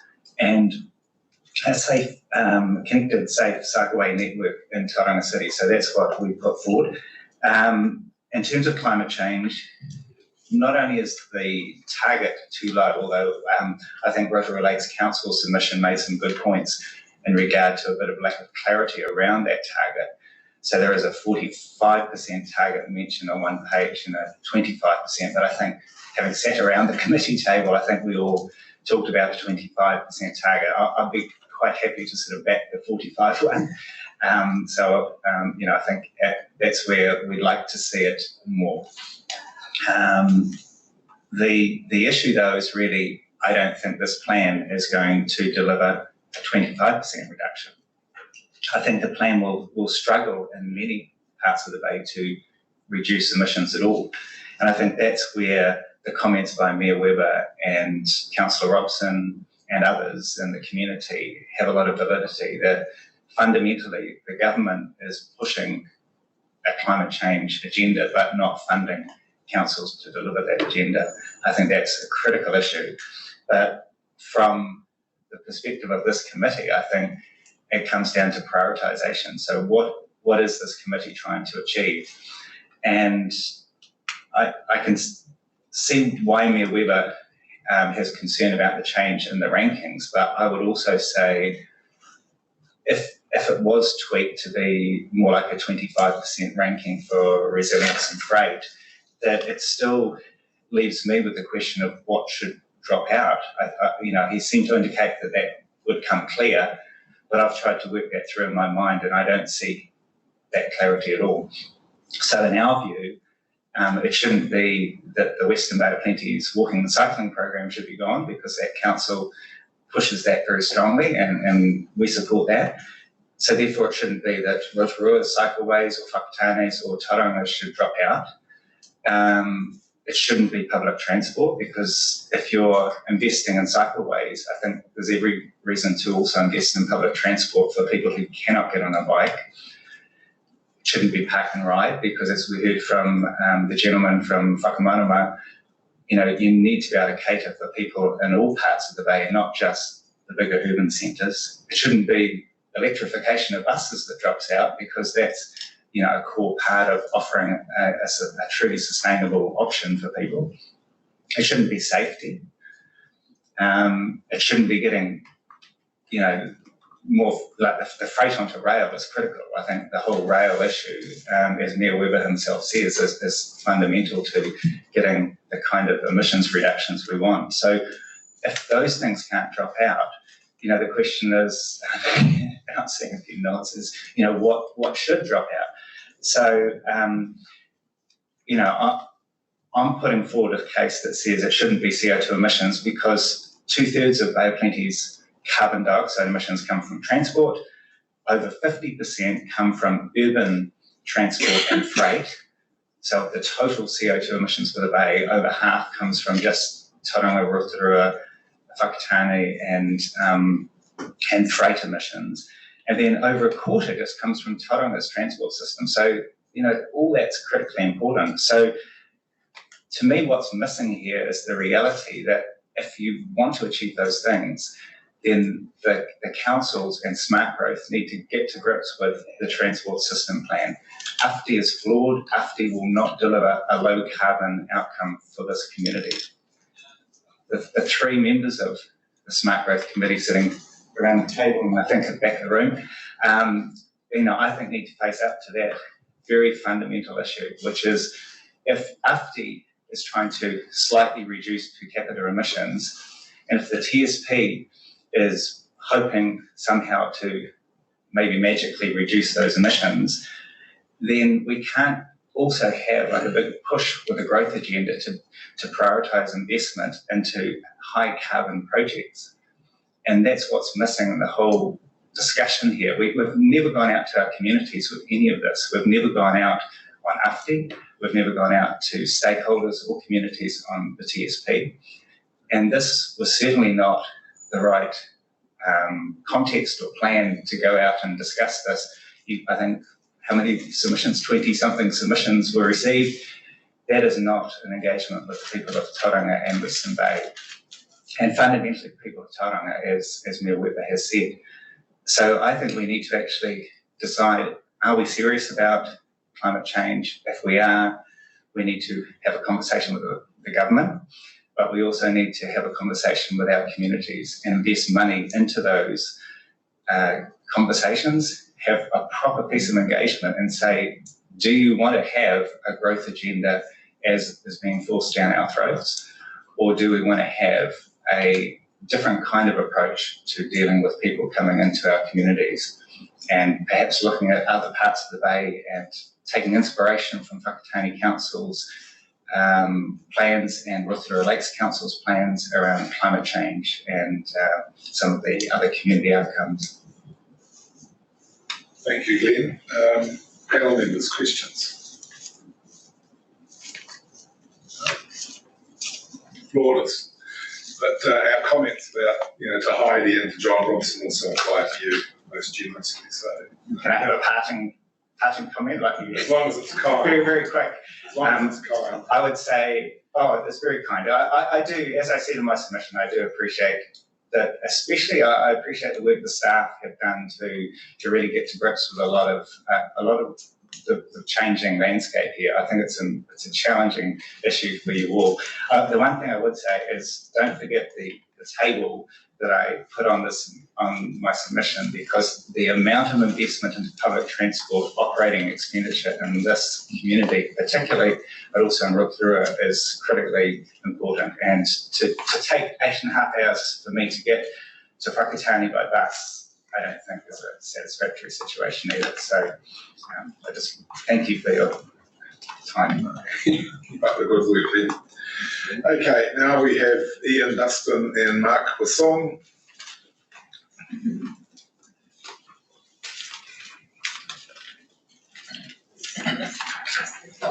Yes, Mark, you know how this flows, and Ian, you're familiar with the process? Yes, thank you for your time. Okay, and we have formally received your table document, which I imagine you'll refer to as part of your presentation, the log, and another one. We've also received another one.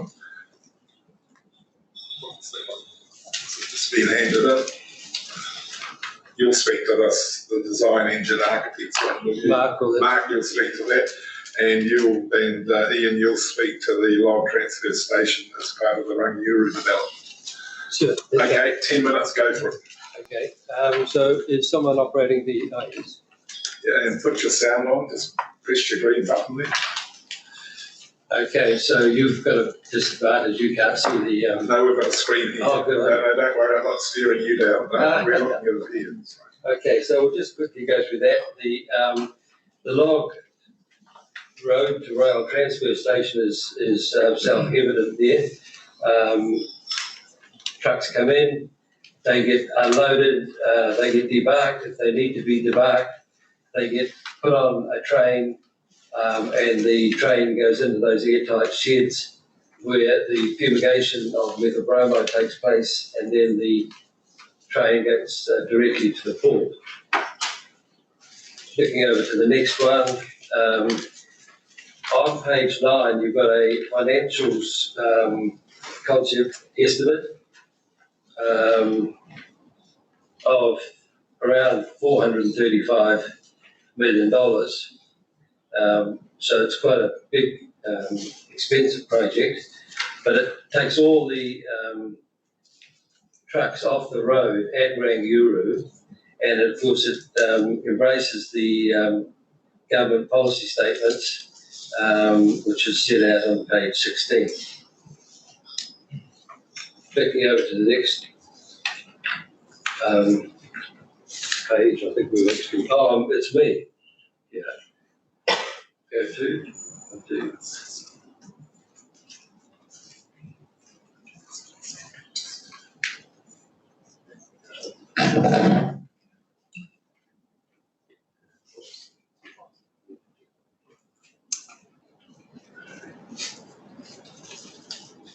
On page 10, you've got a how the project is going to be funded. Last year, for example, New Zealand exported 20 million cubic metres of logs, and as the Minister of the Environment said recently, it's time New Zealand started to embrace environmental taxes. So if we had a tax or a surcharge or stewardship method of $5 a tonne, we would raise $100 million a year, which would fund this project. And also, this project, obviously, as far as the methyl bromide side of it goes, and I know you're here for transport, but it's hard hard to silo the methyl bromide out of it. But this has got to be addressed in Northland, Wellington, Invercargill, all the ports. We've got to address this methyl bromide problem. I know that's not why you're here, but that's the scope of the funding. So there needs to be a national stewardship financial arrangement for the export of logs so that the forest owners pay for the scheme and not the taxpayers.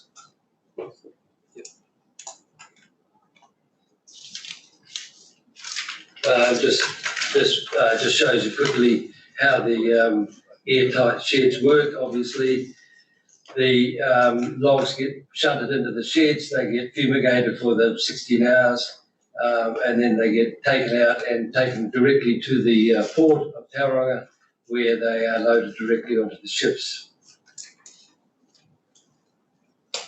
And on page 13, you've got the roading infrastructure, and you can see here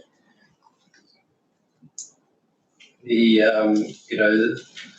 start of it, where the logging trucks come in and get weighed and scaled, and all the logging trucks are captured at this point. So on page 17, I ask what the government can do to progress this project. What we need to do is to get the Ministers of Transport and Environment to undertake the necessary legislation to enable that stewardship scheme to exist, which they've done recently, as you probably understand, with the tyre recycling or not recycling, tyre renewable scheme, where the tyres are taxed as they are imported into the country. That money is kept, and then when the tyres need chipping, as you've seen, the Minister just opened a big scheme at the cement, which is going to deal with 14 million tyres annually. That stewardship scheme is what we need to have.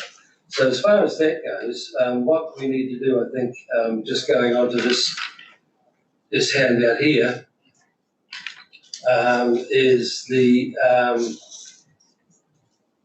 in order to improve and to make the stewardship scheme work, we need to ask, or I'm asking the Bay of Plenty Regional Council to prepare a technical environment impact report that will demonstrate the damage being done to the environment using the current practices and the benefits that will accrue once this project is in operation. Now, I'm asking you to employ your staff immediately, if you could have the impact report ready for the May 11th panel deliberations. That'd be fantastic. I know your staff have got the resources and the skills to prepare these sort of documents, and it would give a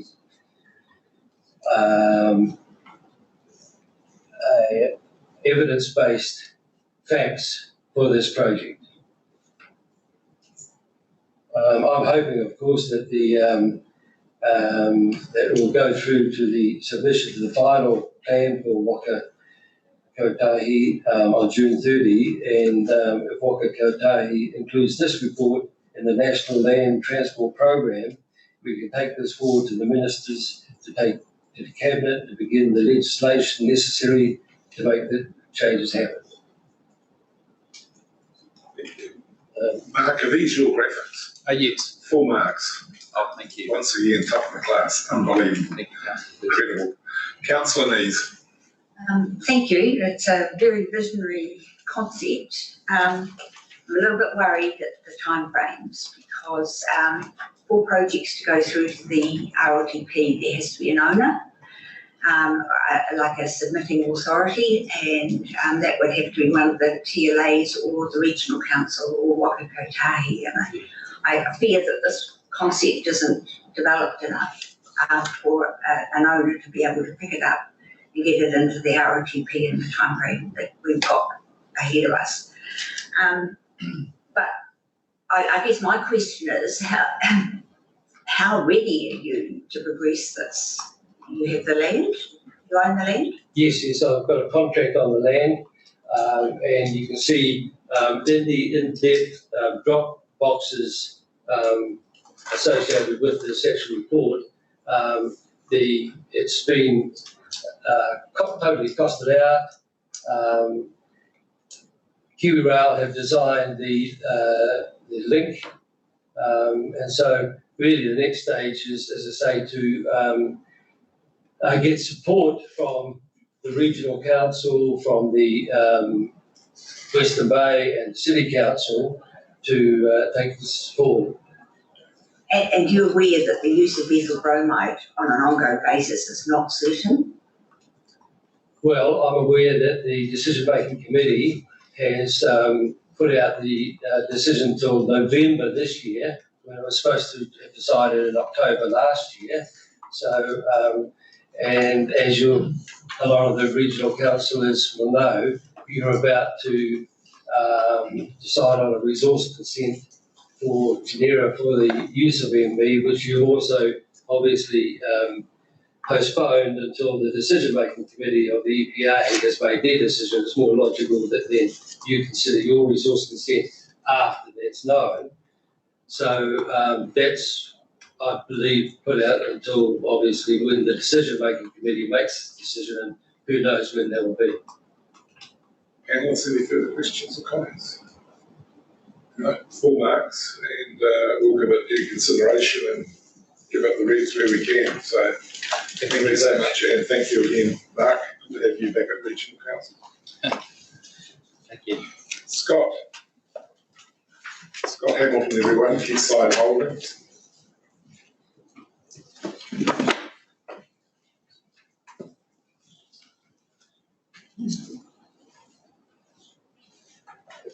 You've done this before too, Scott. 5 minutes or less, if you can, in time for some very quick questions. No problems. I'm actually going to hand over to Matt Glenn, who's looking after the Rangiora project on behalf of Quayside, so I'll let Matt do the speaking. I'll try and be quiet for a few minutes. Thanks, Scott. Firstly, I'd like to thank the Regional Council and the subcommittee for the opportunity to submit to the draft Regional Land Transport Plan, and furthermore accepting our request for the hearing today. I'd like to start by introducing the business park at Rangiora, which forms the context of the submission that we've made today. Firstly, I'm Matt Glenn. I'm the Chief Operating Officer at Quayside Holdings. As Scott has said, the business park at Rangiora is one of the projects that falls under my portfolio. And of course, I think all of you already know Scott, who is our Chief Executive. Quayside is the lead developer of the business park development at Rangiora, which is built on about 250 hectares of land that's been designated industrial in the Western Bay District Plan. The park itself will net about 148 hectares, and it's made up of 4 stages. Each of those stages is approximately 35 hectares. Quayside owns approximately 80% of the land in stages 1 and 2, and we don't own any of the land in stages 3 and 4. So in total, Quayside owns around about 40% of the land at the park at Rangiora. As well as the wastewater and the stormwater and the potable water and the other infrastructure that we need to get to the park, Quayside is also will need to develop the interchange from the TEL, the structural roads within the park, and the upgrades to the existing roads within the area. Quayside in general is very supportive of the draft regional transport plan. We would, however, like to see the interchange, the structural roads and the upgrades of the existing roads to be included and prioritised within the regional land transport plan. Just to let you know that we've currently got approximately 30 to 40 engineers engaged in the planning and the design, and physical work is going to be starting imminently, with major earthworks starting in September, and we expect the interchange to work to start before the end of the year. So this is truly a shovel-ready programme. We're ready to go now. The interchange at Rangiora will enable development of the whole park, not just the 40% of land that the Quayside hold. And the upgrades to the internal roads and the structural roads will be the quickest route from Tapuki to the TEL. Quayside would like to see the interchange, the structural and existing roads at Rangiora treated equitably and consistently to other developments that Wakikatohi have, at least in the past, partially funded. The growth of the Bay of Plenty region is really limited, or we see it really being limited by 2 key factors. The first is the availability of industrial land for development, and the second one is affordable housing. When complete, the park has been estimated to provide around about 4,000 full-time jobs, and during the construction it will create 200 jobs per annum. We were awarded an $18 million grant from the government through the PGF late last year, and that's really been the catalyst for us initiating the project. Although this project has significant regional benefit, we do have to say that it is commercially suboptimal despite that $18 million coming from the government. The park will have multimodal transport links, predominantly via the TEL interchange, but there will also be connection via bus routes, cycleways, and walking trails. And there's also potential for a future connection via the stages 3 and 4 that Quayside don't own to the main trunk line into the port. And being close to the port, we will be using the existing roads, the TL mainly as the transport link to get to the port. The park has been developed really taking into consideration the planning, the really excellent work that's being done by Smart Growth Partners, by the work that's being done by UFI and a lot of other local government and central government planning. So we're really trying to bring all of that together. With respect to climate change, the park will encourage low carbon emissions through a number of initiatives. It will align with existing and new cycleways and walking trails, and it will be connected by bus routes. We'll also be working with the council and with the local iwi to ensure that it's an environmentally sustainable development. With regard to safety, the development has also taken safety into consideration. We've considered both safety with regard to the connections and the separation of various traffic flows. In summary, our request is that the interchange, the structural roads, and upgrades of the existing roads are included and prioritised in the regional land transport plan, and furthermore, it be included in the Waka Kutehi investment proposal. Thanks very much. Scott, do you wish to add anything? I think Matt's summarised the opportunity there. Look, Rangiora is regionally significant. I think we all acknowledge that. It is happening now, so it is a shovel-ready project of today. I think it's the opportunity for the regional land transport plan to get in behind a significant initiative in the region. And from an investor perspective, and from a quayside perspective, what we're after here through Western Bay as the submitting authority is to have Rangiora on a level playing field with other developments that we would see, whether that be Ruakura over the hill or Tauriko locally, in terms of where is Waka Kutehi funding matched alongside developer funding as well. So that's really what we're seeking in terms of the submission. Panelists, any questions to the presenters? Oh, Councillor Nees. We do have a project in the plan which is relating to the business estate interchange. It's not yet being prioritised, or the priority isn't being confirmed. But are you aware of the upgrade to Power Road is included in Western Bay's LTP? I'm not certain exactly where that sits. It will be sitting in there by virtue of the fact that there is an upgrade to Power Road inside the schedule that sits there. But again, this will take significant transport back from Te Puke. And as Matt alluded to, I think this provides the fastest route for people from Te Puke back to the TEL. So, it will take transport that is beyond the industrial capability or beyond the industrial use that we would expect just from the industrial park itself. And we'll take urban transport as well. Just one other question, with your indulgence. I saw you in the back when the previous submission was being given. Yep. What is your vision for the business park, and is that use compatible with the vision for the business park? I think what we see Rangiora as is a relatively high-end industrial park. That's what we see. It is an expensive park to develop. And we do see the vision that Ian has there in terms of a multimodal business park is definitely something that we do endorse. Personally, I don't think that the use of methyl bromide and log storage is the best use of that land, but it's not my land to contribute in terms of that. Any further questions from the panel? Being none, thank you, Matt. Thank you, Scott. Thank you for your presentation. We're very much on the home straight, and we've left the best till last. Port of Taiwan. Dan.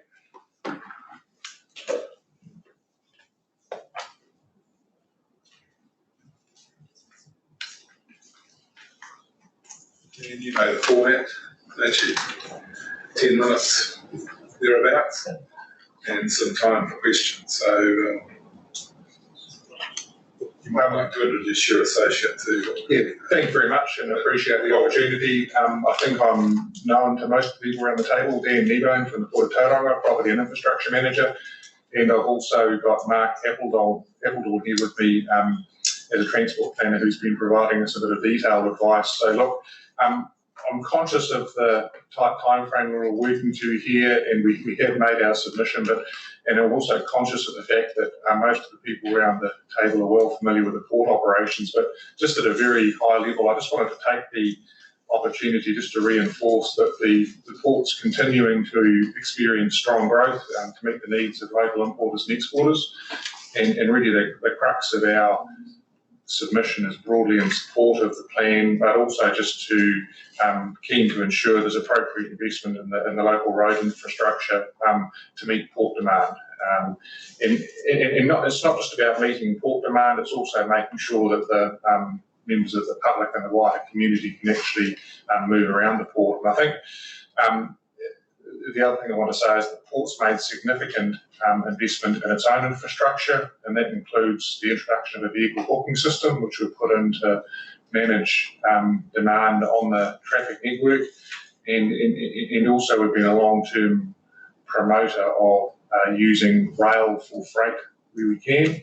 And also, comments I've made in the past is that a lot of the growth that the port is experiencing is actually transshipment. So there's a lot more coastal shipping happening now. So a lot of the growth that you hear about isn't necessarily facing additional demand of the traffic network. So really, that's it in summary from me.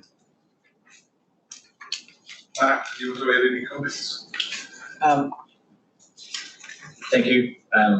You've got a brief of evidence from me that provides some facts around that, and I won't go through that in detail, but really I think there's two elements to it. There's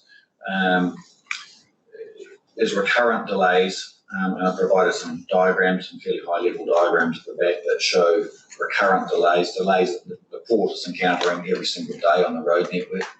The port presented 3 years ago at the RLTP, and similar diagrams were tabled at that time, and the road network's declined.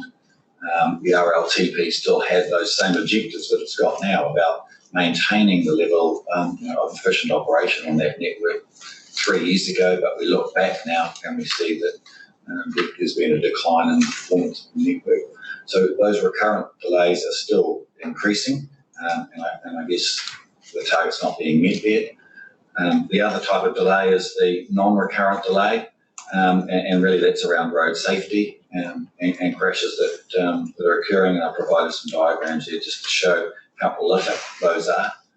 Those are very highly centred on the Hewletts Road, Tocher Street intersection, and it's no coincidence, I think, that is highly congested, the most highly congested intersection as well. So hopefully this provides you with some evidence around just how significant that transport issue is, not only for the port, but also for everybody moving in and around and past the port. Thank you. Councillor Mays. I don't think they have any graphics in the papers that we've been given. Well, the class has not been attached. Something's happened there, but I can provide. If you can provide it to our committee clerk, that would be good. She'll make contact with you at the end of the meeting. Deputy Mayor Donaldson. Thank you, Mr. Chair. Thanks, gentlemen. And I remember Dan's heat maps, I think from the last RLTP, of the choke points on the roading system. Had the diabolical experience of coming here today past the port down Hewletts Road. So I get where you're coming from. My question is, and I haven't had a chance to read this thoroughly enough perhaps, but does the port operate 24 hours to perhaps receive freight in and out on the roading network at quieter times of the day? Yes, we do, and an example of that with and just focusing on one of the probably larger parts of the port, which is the container terminal operation. We've now got a vehicle booking system in place. So 3 years ago, we didn't have that. And what the vehicle booking system does is makes the customers actually book in a slot, and that's incentivised so that it's actually cheaper to bring a container in at night. So the answer to your question is yes.